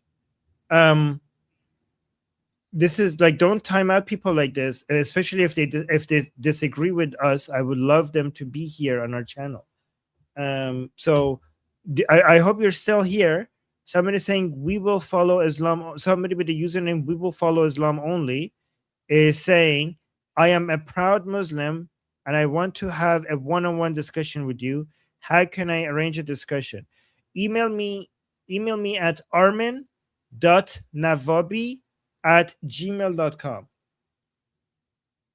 armin.navabi@gmail.com. So this is my first name, ARMIN dot NAVABI @gmail.com. Email me there. Oh, it was trolling? But it got trolling is okay, spamming is not. Yes. I don't know how you have the patience for these people. Hey. Yes. So yeah, that's what we're telling you. That's what we're telling you. There's going to be an uprising from the Iranian people. Then there's going to be an uprising from within the regime, and that's the coined term that Armin said for a few years, the double uprising. If you guys hear that, this is what they mean: regime supporters and Iranian people at the same time targeting the Islamic Republic, who in turn does not have as much money to fund its suppression forces. We just have to make sure that when we do the next step, the next uprising, that is going to be the final one. The final and last one. What the heck? All right. So with that, let's get into our super chats. Quite a few. And oh wait, sorry, I forgot to tell you guys that there was a couple other things. So in terms of Walmart news, show you guys this. So Walmart, the stock just plummeted off a cliff. It's going to raise some questions. Why? Here it is. See, big red line going down. Why did it do this? Apparently, Walmart missed its quarterly sales. It fell short. Walmart, why is that important? Walmart is a company that shows American consumers having money. Are they spending money on products? Are they consuming? And for it to miss its sales are telling people that, well, perhaps people have less money to start buying products with. It's one of the indicators. Just thought I'd share that with you guys. And I have to share this. I absolutely have to share this. I'm not even sorry. Okay, let me fast forward to the section where, because there's a lot of weapons here. Okay. So these are going to be the Saudi-backed militias. Guys, please look at this. Oh my God. Look at what they're using for target practice. These are the Saudi-backed snipers. Oh. Who are these people? Oh my God. Guys. Okay, let's go back to this image right here so we can see them all lined up. Look at the person on the left. That's Mujtaba Khamenei. These are Saudi-backed Yemeni militias that are shooting target practice at Mujtaba Khamenei on the left there. That's pretty funny to me. So are all the four other are Houthi? Four Houthi? Two of them are the the one same. in the military outfit is the Houthi, I think, general or whatever you want to call it. And then the other people I actually don't know. Someone's on there twice. The twice guy, that's a Houthi. I know that guy. Okay. So that's a Houthi spokesperson. That's the general who keeps shouting all the time. Doesn't seem to know how to talk normal like a normal person. I don't know who that guy in the suit is, though. And then, by the way, 2 IRGC commanders, or high up there, were actually killed in Yemen. This was either yesterday or 2 days ago, because the report came out today. So in the last 48 hours, 2 IRGC were killed fighting in Yemen. Additionally, an Iraqi militia, an Iraqi terrorist who was also part of, I think it was Kataib Hezbollah or PMF, so one of the IRGC proxies, was also killed in Yemen. You guys know what that means? Why would you need to send IRGC and Iraqi proxies over to Yemen? Because they're losing. The Yemeni Houthis are getting destroyed. They're only getting destroyed, though, because Saudi Arabia bought a bunch of Ukrainian drones and paid for training from the Ukrainian operators to come and teach the Yemeni government forces how to use them. And the Houthis are incurring massive losses every single day from these. Drone warfare is absolutely the future, and it is a scary future. And then side note, while we're down here in Yemen, Somalian pirates are now active once again. So you guys might hear another movie being made. Yep. So 6 Somalian pirates hijacked a vessel and are redirecting it towards Somalia. So they're the captain now. And with that, let's go into the super chat. I can show you guys the other 2 things tomorrow. Yeah, cool. And our first one is from Sayed, who says, Armin is deserving too. Woo! Sayed, thank you. Yes, I guess. Thank you, Sayed. Armin is deserving to win today. Did you win today? Yes. Dang it. Last time you won 10-0. Like you got 10 while I was at 0. Today I got to 10 while you were at 0. And I got to 10 within 3 minutes. Dang. 3 minutes. 3 minutes, well. guys. I think this was a record today for me. Does anyone have the score? Yes, I started. Of course, we have the score. Okay. Amir is what always is the score? Let me see. Amir has the score. Amir always has the score. Score is 13-6. Yeah. Stefan's telling me to surrender. Surrender. We could start with an MOU if you want. We could get the surrender. What are the terms of the MOU?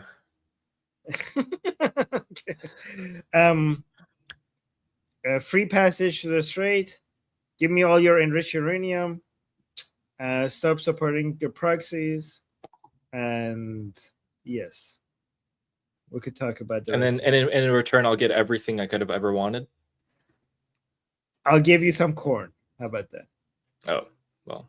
It's going to be kind of tough to sell to my chat over here. Thank you, Sayed. Yes. Ali's chat will get you popcorn from my chat. Okay? You give me enriched uranium, I'll give you popcorn. And our next super chat is from Nail Bunny.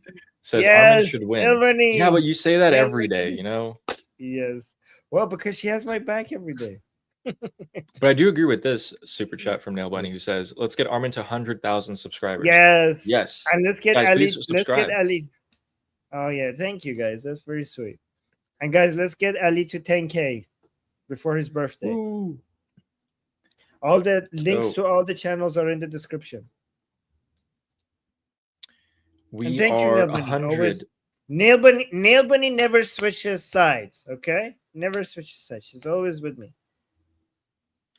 Oh yeah, Armin, what do you think about my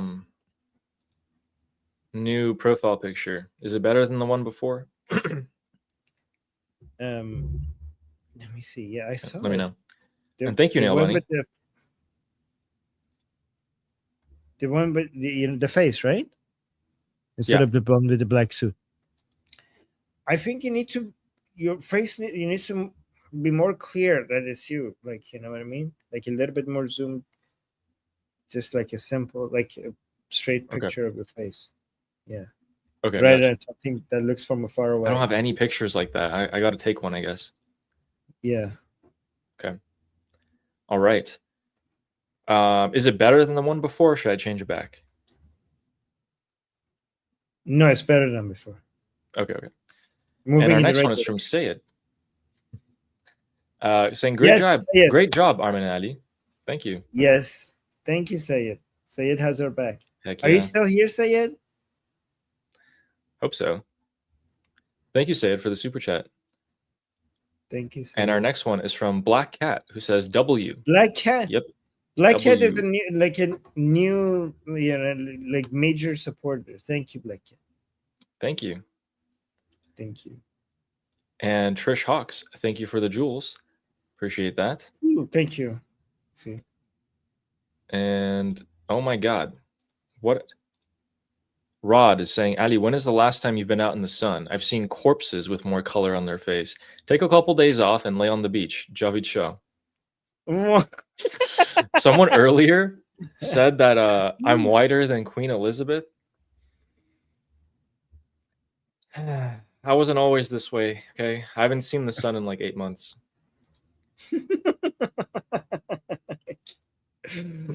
Oh my God. And then Black Cat says I N and then it stops there. Well, thank you. Oh, WIN. Okay. Win. Oh, win. Gotcha. Oh, Black Cat, thank you so much. Thank you, Black Cat. Are you still here? Was Sayed still here? I didn't see him. Okay, thank you, Black Cat. Thank you, Sayed. Thank you, Black Cat. Sweet. Thank you. And apparently it's not a joke. People are saying it's not a joke. Thank you, Leo. Hey, guys, Ali, look at his cheeks. It's red. Like he has color. Stop bothering Ali. Yeah, I have some color. Yes, Ali has plenty of color in his face. Yeah. Yeah. I see the red in your cheek. Don't let them get to you. Oh. But get out. Go touch grass. Oof, I don't know. Sounds kind of scary. And our next one is from Nail Bunny. Says share share Liberty Politics with friends and your enemies. And especially your enemies. You know, I want more of our ideological enemies in the chat and in our school, but people say like, no, we don't like it like that.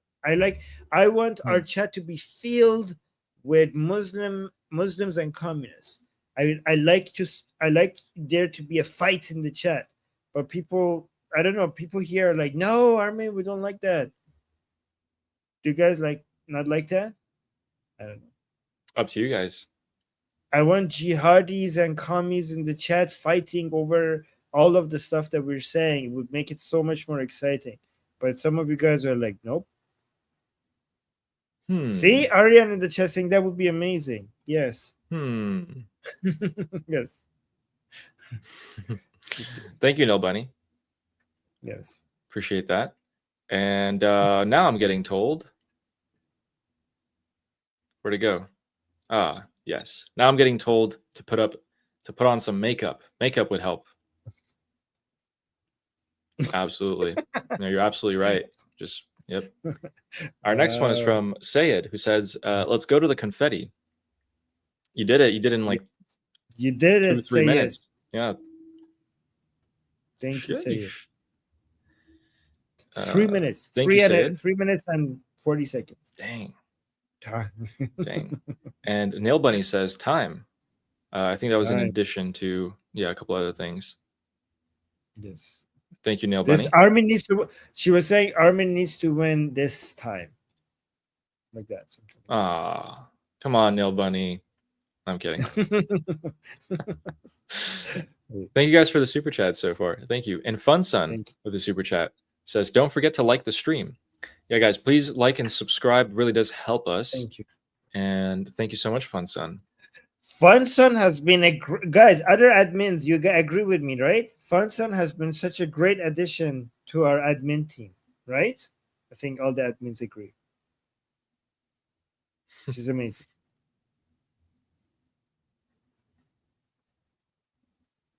Thank you, guys. We have dermatologists in the chat telling me not to go into the sun. All right, fine. You convinced me. No, okay, no. You have to go to. I know, guys. Here's what I do. Okay, I get sun after 5 p.m. or early in the morning. Okay, so that you don't have to worry about skin cancer and stuff like that. There is just depending on your city, you could do research. Okay, Ali and I are health freaks. Just do research for your specific city. When is the best time to go out for me to get my sunlight, in the morning and in the afternoon, without having to worry about skin cancer? Yes. So you get the benefit of sun, but not the harm of the sun, if you time it right. Yeah. And what I've noticed is that amongst people that I know, so I was working in the medical industry, I would put on sunscreen. And if any of my friends were like doctors or nurses or anyone who in the medical field, they would wear sunscreen. And then anyone who wasn't would not wear sunscreen. And I'm like, you guys sure you don't want to wear sunscreen? Like you're going to, it's going to hurt you a couple decades from now. And they're like, yeah, we don't care. Like, it's all good, bro. I'll be all right. All right. Thank you, Sayed, who said like and subscribe. And our next one is from Fun Sun. Thank you for the jewels. And again. Neo, thank you Thank you for the jewels. Thank you. Amy says, first, planting my flag. I think that was the first super chat on my channel. Then. Yes. Thank you, Amy. Thank you, Amy. Thank you, Amy. The flag of Amy. Appreciate that. And oh yeah, guys. So vitamin K, yeah. So vitamin D and K should go together. Oh man, you know what? Don't take medical advice from me is what I'm gonna say. Let's just go with that. Do your own research. Whatever I say is just it's all depending on you guys' personal needs, of course. Thank you, Amy. And Justin is saying all this is going to make the Islamic Republic desperate to get a nuke. I know they wanted one before all this, but this is going to push them towards a nuke more than ever. It's their only way out of this. You're right. Is the only thing that I will adjust slightly, saying all this is going to, I would just change it to all this has made them extremely desperate. They always wanted a nuke, but now they're extremely desperate to get it faster than ever before. So it's already I mean, if I was like an evil supreme leader, genius guy, whatever, I would just be like, guys, let's just forget about nukes. Let's just build a virus. Let's just build a chemical weapon. Let's just build those. Let's build a bunch of those and just threaten the world with that. But they have been. But it's like they have been building those. Yeah, I would just do that instead of the nuke. Like I would get hundreds of warheads of chemical weapons and biological stuff like that.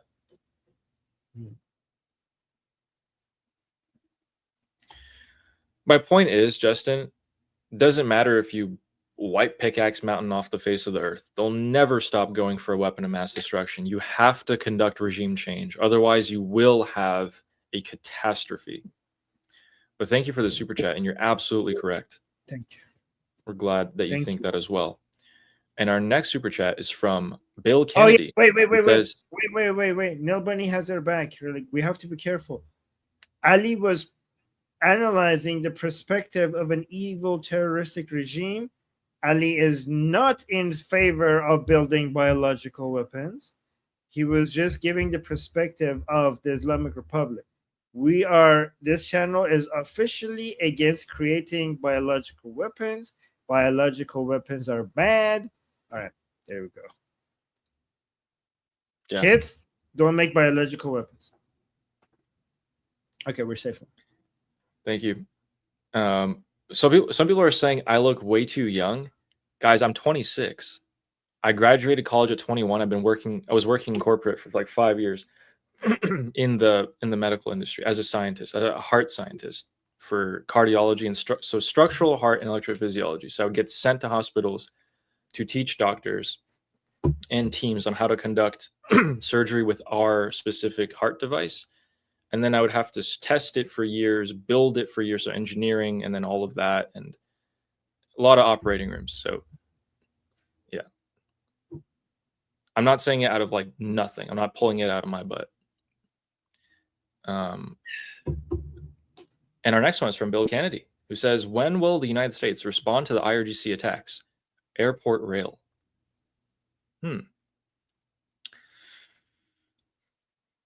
Probably a while from now. Probably like a month and a half, I would say. Well, the United States is figuring. The United States understanding is right now that we're causing so much more damage to the Islamic Republic with this economic isolation. Then this is our response. Like if you ask when will U.S. respond to IRGC, I think the U.S. administration right now would be like, that's what we're doing. Look at this. We're hurting them more than military operations. I mean, and honestly, they're not wrong, right? Oh yeah, they're not wrong. This is eating. This is eating them from the inside. So from their perspective, they are responding right now. Yeah. So that's why these ships are getting hit and there's no kinetic response to it. Because they saw that when they did connect strikes, the Islamic Republic still was able to hit ships amidst all of the U.S. presence on the southern coast of Iran. They just sat back. They're like, hey, why would we risk, incurring some losses here? We can just sit back and really just hold the line. This is easy. So yeah, I know it sucks, right? Because it sucks. It actually sucks because if you're someone who likes to look at things visually, it sucks. There's nothing going on. You can't, like, with your own eyes see the devastation that's occurring like the way you can with an explosion. Yeah. Thank you, Bill. And Stanley, thank you for the huge super chat. Really appreciate that. Stanley says, I find value in your program. Nothing in life is free. Thanks for the information that we don't see in other mainstream media. There's information that we give you guys you don't see anywhere else, much less mainstream media. Yeah. Thank you so much, Stanley. I'm glad that you value it like that. Yeah, Stanley, are you still here? Thank you so much for the very generous support. And Ali is 100% right, guys. Like the information that we give you here, there is like nowhere else you're going to get this information. Like mainstream, non-mainstream, alternative, nowhere else. Yeah. Again, thank you very much. Appreciate that. And thank you. Our next super chat is from Sherry, who says, much love to my Iranian nephews. That's us. Oh. Wait, Sherry, like Ali is your nephew too now? This wait, no, that's not okay. Plural. Wow, nephews. Plural. Okay, I see how this is. Fine. But okay. Thank you, Sherry. Okay. And our next one is from Sarah Ocean, who says, His Royal Highness Reza Pahlavi is our king. Javid Shah. Javid Shah. Thank you. Thank you, sir. There's actually he's being very active this entire time. He's working. I mean, you guys should see a picture of him from 12 months ago and a picture of him from now. The poor man is under so much stress. Thank you, Sarah. Appreciate that very much. And Tractor says, Oftabe used to say the United States has colonized us for 2,000 years. He's referring to Khomeini. Did he say that? Did he ever say that? I don't know, but I get the reference. So Oftabe is a what is bidet. that? What do you call it in English? Bidet. Bidet. So the bidet, Khomeini is famous for his bidet because there's a picture of him doing the Islamic washing before the prayer with the bidet. Right? So he should I find a picture? No, it's okay. No. It's not a bad picture. It's not like I'll throw up in my mouth. Okay. Maybe it is a pro Khomeini. Hold on. Khomeini Aftabe. Okay. So Khomeini, the first supreme leader, was a super backwards person. Like this is the guy who is like, yeah, the Mohammad Reza Shah Pahlavi, that fool, the Shah, he wanted to harvest the power of the sun. with solar panels. He's like, that's never going to work. That didn't age well. Okay, found it.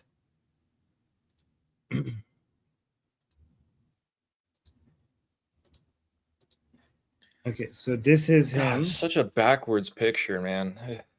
It's terrible. I hate this picture. Wait, let me find the colored version. So he was basically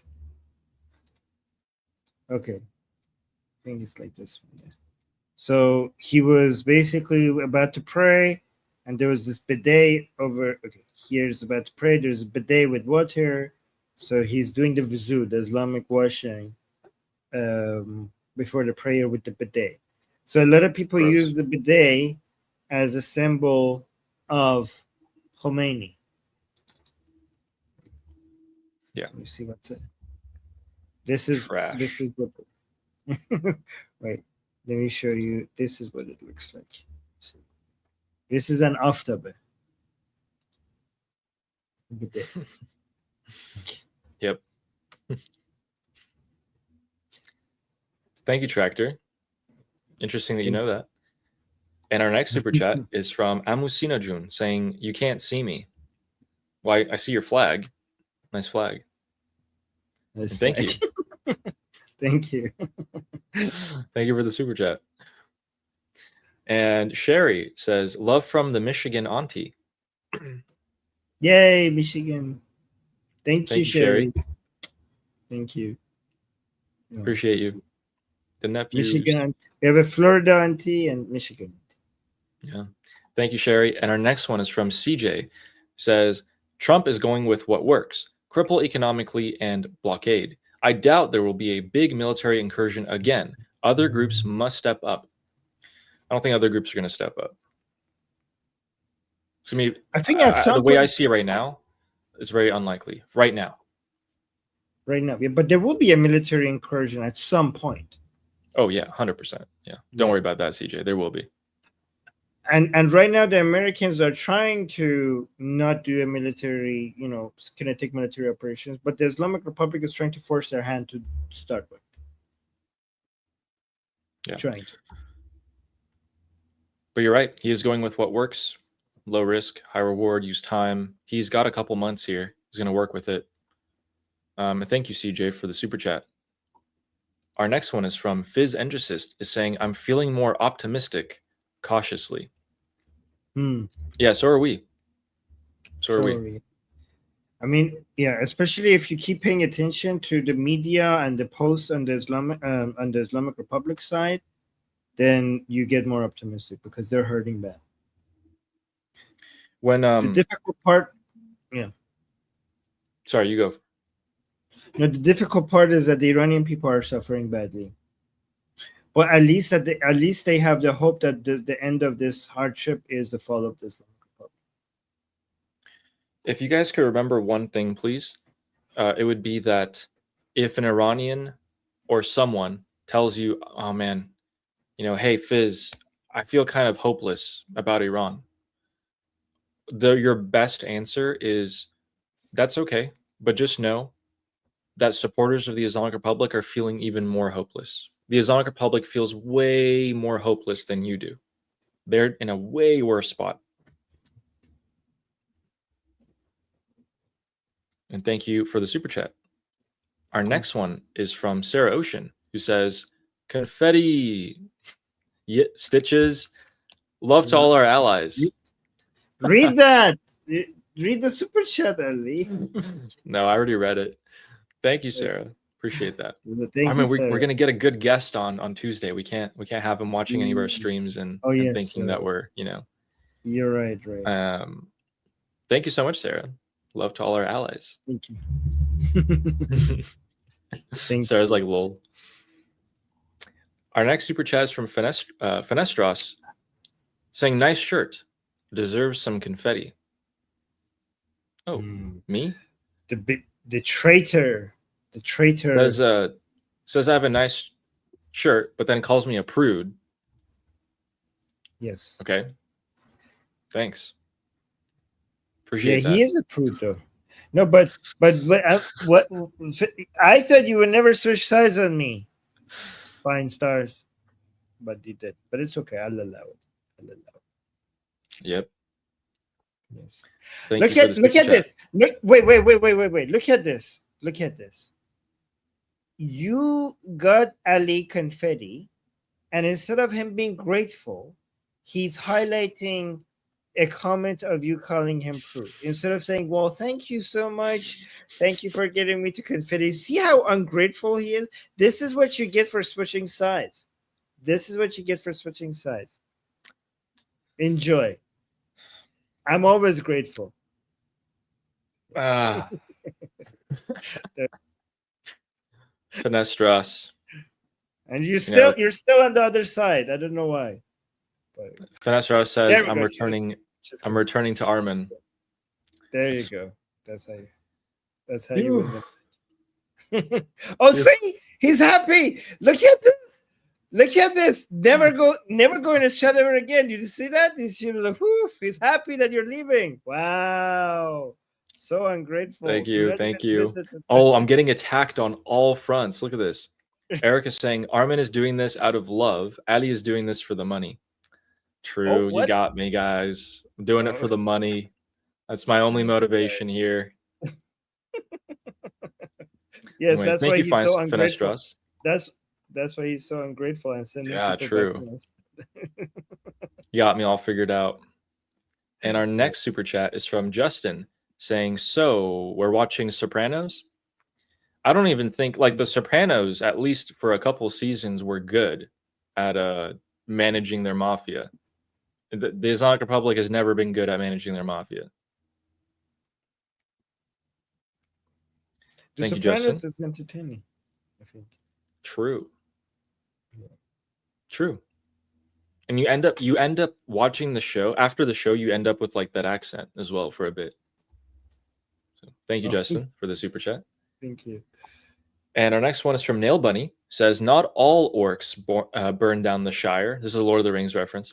Not all orcs burn down the Shire, but the burning of the Shire was committed entirely by orcs. So not all Muslims are violent, destructive, but all the destruction is caused by Muslims. Okay, Nail Bunny, but you have to adjust your data. What about all burnings? You're zeroing down on the Shire. You have to expand your data set to include all burnings, not just the Shire. What about other places that have been burned down? Then you might see the data will be different. This is your anti-orc racism showing, which is fine, by the way. If the Nail Bunny is doing it, it's fine. Never mind, I take that back. Yeah, I mean, did you guys just hear that? I mean, guys, you know, Omid here in this chat says, "Oh my God, Armin defending Muslims again." See, guys, I don't do that. And that's why, if you were to watch online, yeah, see, I just you do. It's a clear difference here. Yes, you do. No, I don't. No, I don't. Yes, you do. I don't remember. What? Well, okay. Do you defend Muhammad Reza Shah? Gotcha. Oh. Yeah, we have a super chat to read here.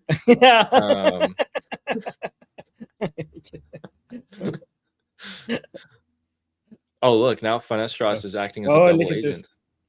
Yes. No, don't go to Ali's chat. Stay here. Wow. Stay here. All right. I think I know what's happening. Thank you, Nail Bunny. And our next one is from Veronica Redeemed. He's not even trying to win you back. He's just being like, when you go to the other side, I try to make it more, advertise it, tell you what's good here, try to change your mind.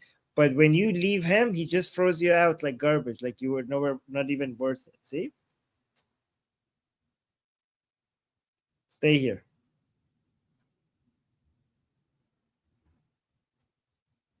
Oh, you're muted. Oh, then we have our next one from Veronica. Oh, okay.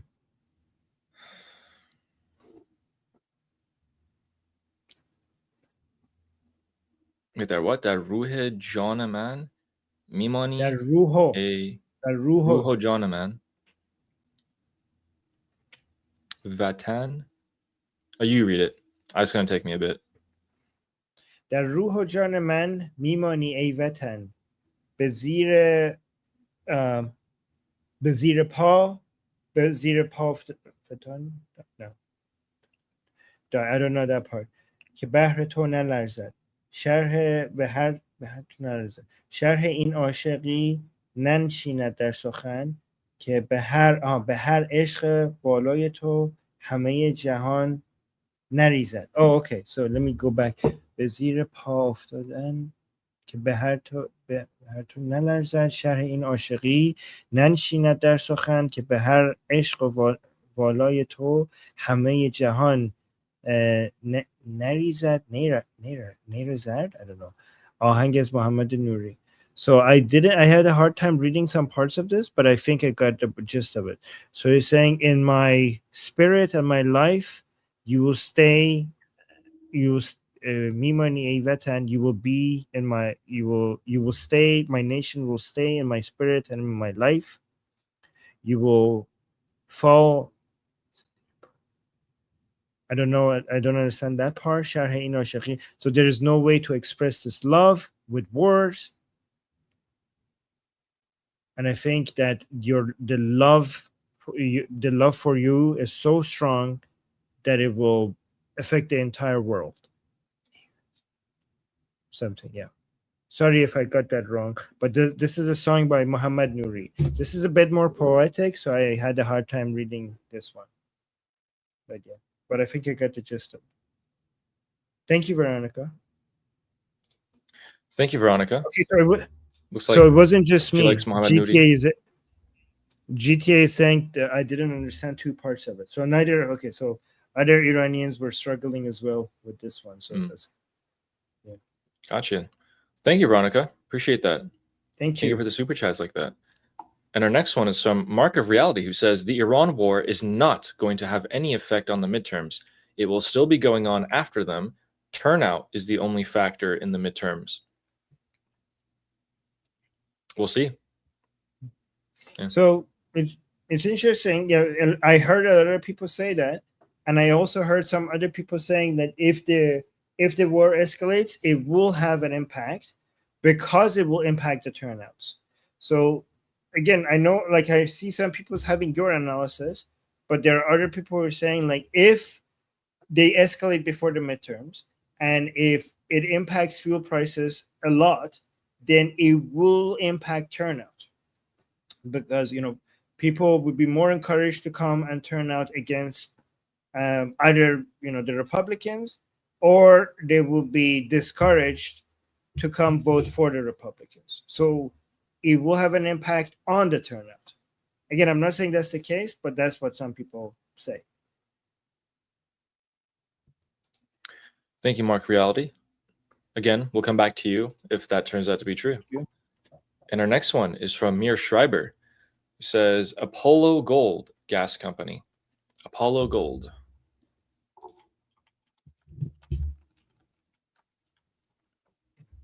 Huh.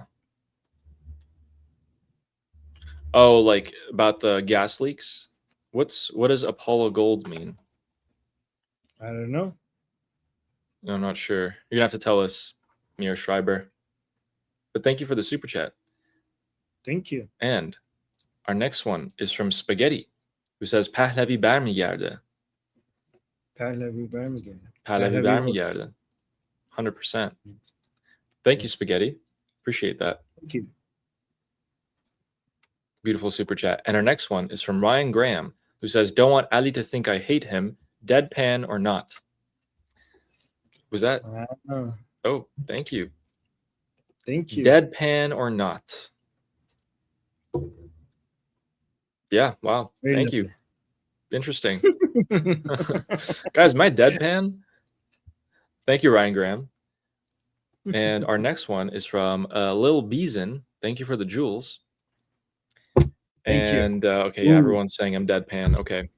And then Aryan of Persia says, what specific actions and initiatives might supporters of Reza Pahlavi experience and observe from other opposition factions and Islamist remnants in the immediate aftermath of the regime collapse? Get immediately attacked, when the regime collapses is going to be what the other opposition factions thinks is like a free-for-all. They're going to come in. The MEK is going to come in. The Masih Alinejad people are going to come in, this and that, and be like, oh my God, Iran's free. Yes, let's gather as much support and capital. They're going to try and hijack a lot of the pro-Pahlavi movements. It's going to be a fight. In the end, I don't think it's going to matter. Prince Reza Pahlavi will lead the transitional government, whether any other opposition faction wants so or not. But they're going to create a lot of trouble. They're going to confuse a lot of people. Yeah. Yeah, and there's going to be a huge variety of things happening, so it's hard to, like, I could do a 3-hour stream, like we could go over all the things that I think would happen during that time, and it's going to be so varied, so many different. We could go through a list, but I think it is important to now that you're asking this question, I'm going to focus on one thing that I think is going to happen. I think a lot of people are going to be trying to get violent reactions out of Pahlavi supporters to derail our revolution in its last days. And I know many of it is going to be self-defense, and a lot of it is going to be justified threat elimination by the Iranian people. But beyond that, there's going to be a huge attempt at derailing this revolution by creating, there's going to be infiltrators within the Pahlavi movement, and there's going to be people who try to provoke to do certain things that are not justified and try to morally question the entire thing by making something really disastrous and ugly happen. And I'm almost sure that that would be part of the plan. So it's going to take, while there's so many people are justified to go and try to figure out how to do threat elimination, and again, I just want to be clear on YouTube, I'm talking about self-defense, they have to be careful not to fall for that trap. That's going to be one of the greatest threats in the early days of our revolution. And the best person that could stop that is Prince Reza Pahlavi and his call for calm and peace and restraint. Compared to what's to come, this is absolutely a calm period. Thank you, Ariana Persia. Great question, by the way. Great question. Yeah, great question. Did that answer your question, by the way? Let us know. Thank you. And our next super chat is from Draco. Says 218 likes, 500 watching. Bunch of hate watchers, lol. Yeah. We appreciate all the people who like. Thank you so much. It really helps. I think people who watch me are definitely hate watching. I think that was made apparent to me today. Oh, the new guy. I'm deadpan. I don't know what else was it. Guys, Ali is whiter fishing. Than Queen Elizabeth. Wow, Ali is fishing for sympathy. Like, oh, everybody hates me. Everybody hates me. Everyone hates me. Ali, we love it. Yep. Right. Like fishing, like, oh, somebody says no, it ain't so. Thank you, Draco. Appreciate that super chat. More and more people are saying that. It's great. And Eric Henderson says, we all need to know what happened with you and Goldie. We are focusing on what happened with our. Okay, I'll tell you what happened with me and Goldie. We just had a really good panel at what was the name? Oh my god, where were we? On the Newsmax. So I don't know, guys. Did you guys see it? Goldie and I were recently at Newsmax together on the same panel, and it was great. Did you guys see that? Who saw that? Because I can't find the clip, and they're not sending me the clip. It was one of the best. It was one of my best news appearances of all time. I did so well. I did so well. I got so well. I did so well that I got a compliment from Goldie as well. So, great. oh, Goldie shared it. Oh my god, I have to go download it. Okay, I will go to that. Okay. Thank you. That's great. Send it to me. Okay. Maybe we should watch it too. Thank you, Eric. okay. Appreciate that. And Send our it. next Send super me chat the is video from itself. The piece itself. Send it to me because I want to upload it on our channel. But it was really, guys. The people who did it, how did I do? Oh, thank you. People say Goldie played it, and thank you for the super Nice. chat. I'm gonna sneeze. Can you read this? And the only reason, by the way, the only reason why I did well is because Goldie told me how to. Goldie, I learned from Goldie. Had a great teacher. Okay, so look into the light, look into the sun when you need to sneeze. Does it help? went away. Does it help? That was weird. Okay. So our next one is from Wes Downer. Says YouTube pushes Armin's live stream, but I have to look yours up manually. YouTube is so obnoxious. It's different from other people. Like Yeah. depends on your browsing behavior on YouTube. So for some people, they'd say the exact opposite to me, right? The exact opposite, right? So it Yeah. depends on, but YouTube tries to guess what you want and then pushes that to you. Yeah, it's so weird But because don't worry. sometimes it resists. Yeah, I know, but don't worry, guys. YouTube is treating Ali's channel very, very well. Like, if you look, like, it's getting a lot of recommendations for a lot of new people, so it's doing well. It's great. Yeah, it I guess the consistency every day for over 100 days is working. Thank you, Wes. Really appreciate that super chat. Thank you. Yeah, Wes is saying, yeah, but I'm a member of Ali's channel.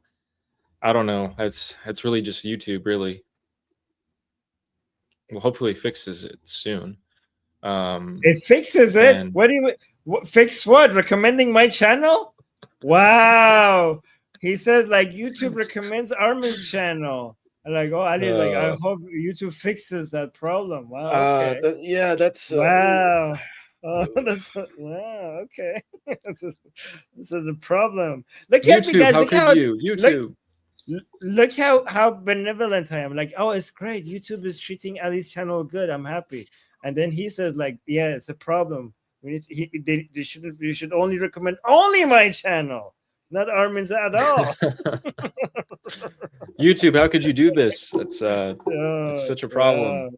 Thank you. So you see, guys, I'm the kinder person. Guys, here. I'm just saying, at the end of the day, the super chat was that my channel is not getting recommended and Armin's is. I'm just saying, that was what the and super that's a chat problem. said. And that's a problem that needs to get fixed. That's also. That's all the super chat said. That just focus on the problem here. And our next one is from Nyla, who says, "Did y'all see that they arrested some woman today who tried to take bombs and weapons on White House grounds from ISIS?" Yes. Huh? Yes, this is a white convert, a woman who was born in America as a white woman, converted to Islam, and then joined ISIS, and was trying to do an act of terror right now, and they got arrested. Just joined ISIS recently. Declared. How is that not on a front page news? It's just ISIS. I don't know. It should be. But it's crazy because like it's like it shows you how this ideology could still infect people. Like, she's no ties to Islam, no background in Islam. Just like didn't migrate from outside to United States, born in United States, just based on content online, became Muslim, joined ISIS, and wanted to do terrorism. They wanted to kill some senators. Oh, it was such a disease. Thank you, Nyla. I didn't know about that. Appreciate that super chat. And our next one is from Eric Henderson saying, "Ali, you never worked in a hospital too young." Well, I got news for you. Actually, no, I can't show pictures because, yeah. There's so many cool videos and pictures that I could show you guys, except I just can't because it's illegal. That I don't have, by the way. That I don't have any of those. But thank you, Eric. Anyway, our next one is from Veronica. Oh, I know this one. Ye del mige. No, I'm not gonna sing it. Ye del mige beram beram. Ye del mige naram naram. Taqat nadare. Yeah, did me Be get Yeah. Yeah, I like that song. I can play that one too. Yes, can you play? This is my favorite Persian, one of my favorite Iranian Oh, really? songs. I was gonna say Khayli. Yeah, I love it. I love this song. Guys, my English and Persian got mixed up. I love this song. Oh my god, it's one of the most beautiful. This is Sultan Qalba. This is Yeah. Oh. Yes, can you play this one? Yeah. Next time I'll play this one. Wait. Can I hold on? Can I play something? Give me a second. Yeah. Is it the song? No, yeah, but who sings it? Do you know who sings it? Like who am I gonna play singing it? Oh, I don't know. I know who composed it.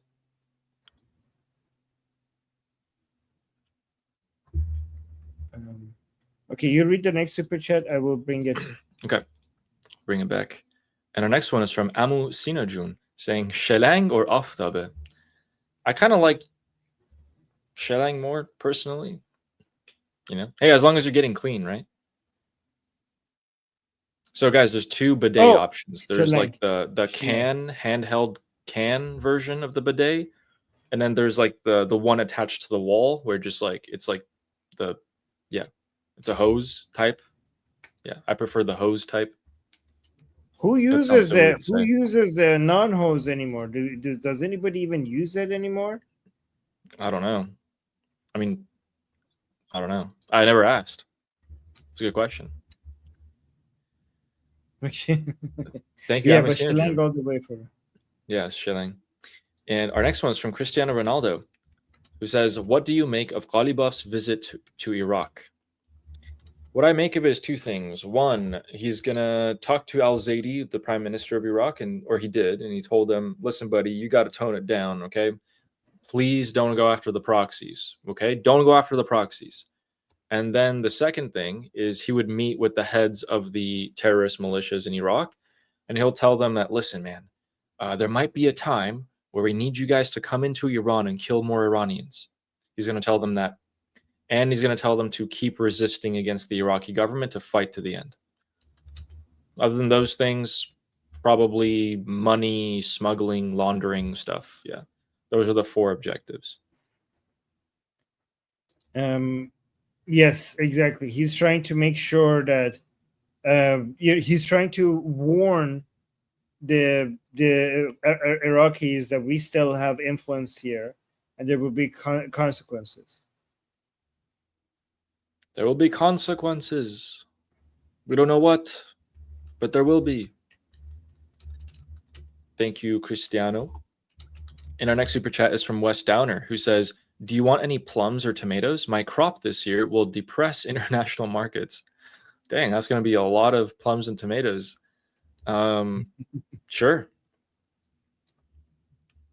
Can you mail me one in an envelope?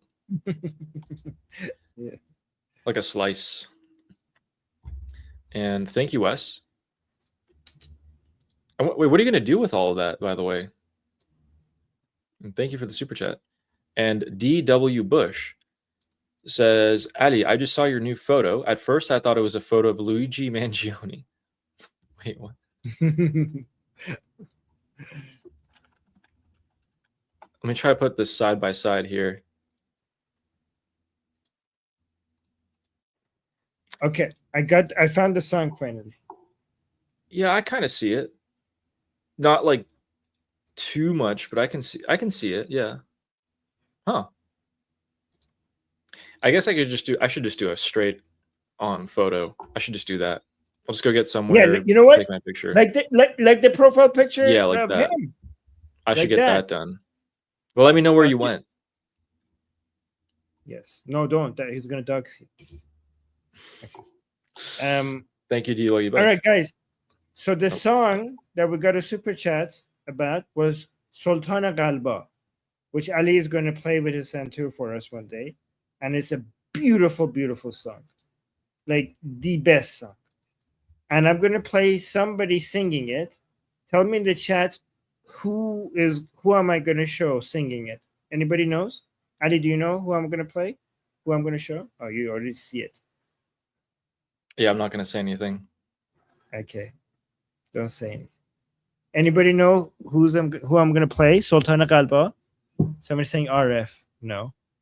Oh, someone got it right. Somebody got it. Fine, Sir's got it. Okay, so this is Nikasha Karami.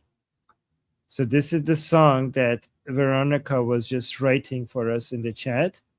And this is Nikasha Karami singing it. Let me just play it first.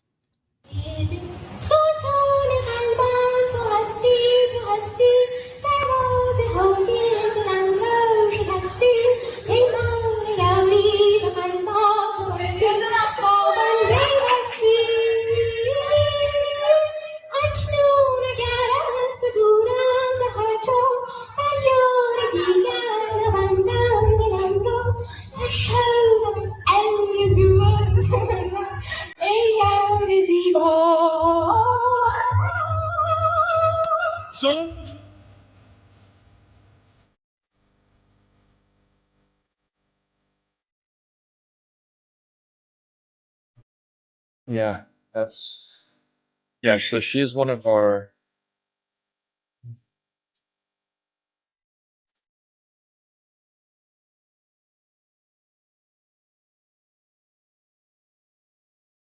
So Nika was killed by the regime when she was 16 because she was in the protests. She was in the protests against the regime before the Lion and Sun uprising, during the Mahsa revolution. And she was killed in the most brutal way. They put her in the back of a van, tied her hands behind her back, and started sexually molesting her and harassing her.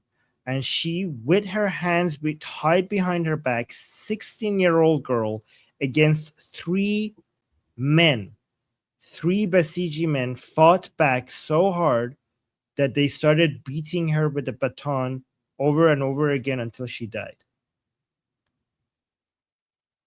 And they threw her body, her lifeless body, under the bridge called Imam Khomeini.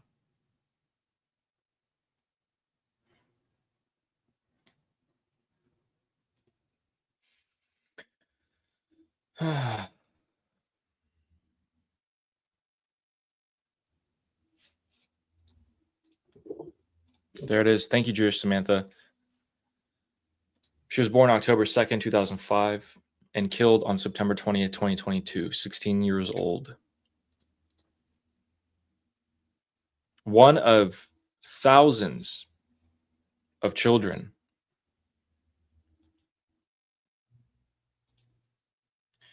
There are videos of her in the protest, and she was so brave.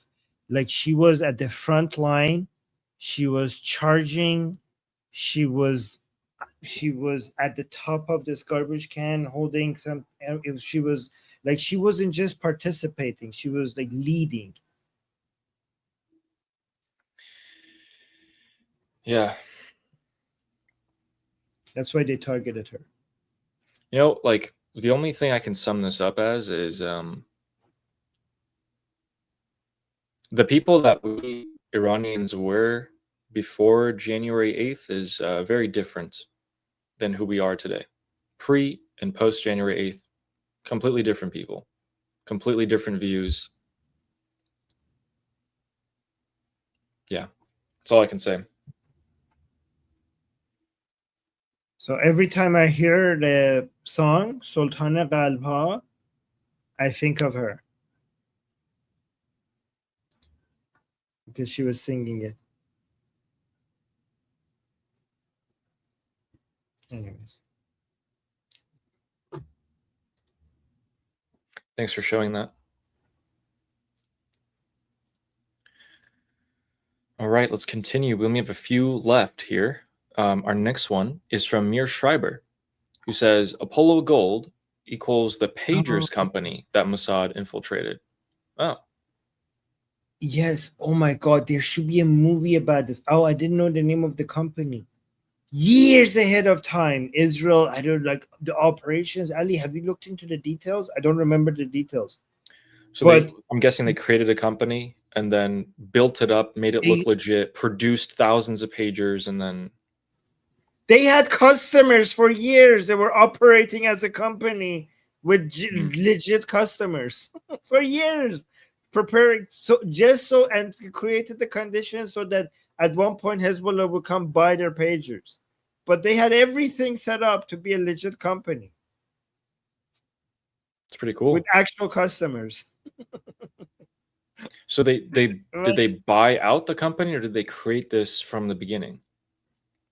I don't know. I forgot the details, but for years the job of these Mossad agents was to actually like do customer care, have an office, take calls, make pagers, deliver products, you know, have employees, like just so that one day they could sell this to Hezbollah.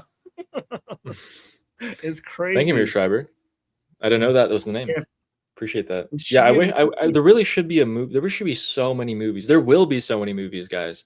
Iran is actually one of the biggest filmmakers, or used to be. It died down a little bit in the last maybe decade or so, but yeah, it's going to come back swinging. And thank you for that super chat. Our next one is from Leo, who I think gives you the video to the interview. Yes, says at the 1 minute mark. Thank you, Leo. Thank you. Leo always has my back. Thank you so much. And we should definitely watch that sometime.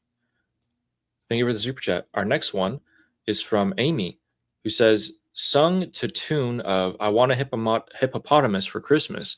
I want a bidet for Christmas. Sultanakat. I want a hippopotamus for Christmas. No, I don't think that even works. Wait, which song? Which song? Yeah. Let us know. All right. Thank you, Amy. While we wait for Amy to tell us, guys. Oh, yeah. Please. Oh no, that's not responding. Go. Oh. Please what? Please remember to subscribe to both of our channels. We're here every single day, and we will be to the end and more. Things are going to be kicking off. It's always hard to say exactly when. It could be tomorrow. Could be tomorrow. Could be most likely, we think, probably a month and a half from now. And things are going to be kicking off around Iran and Iraq and Lebanon, and etc.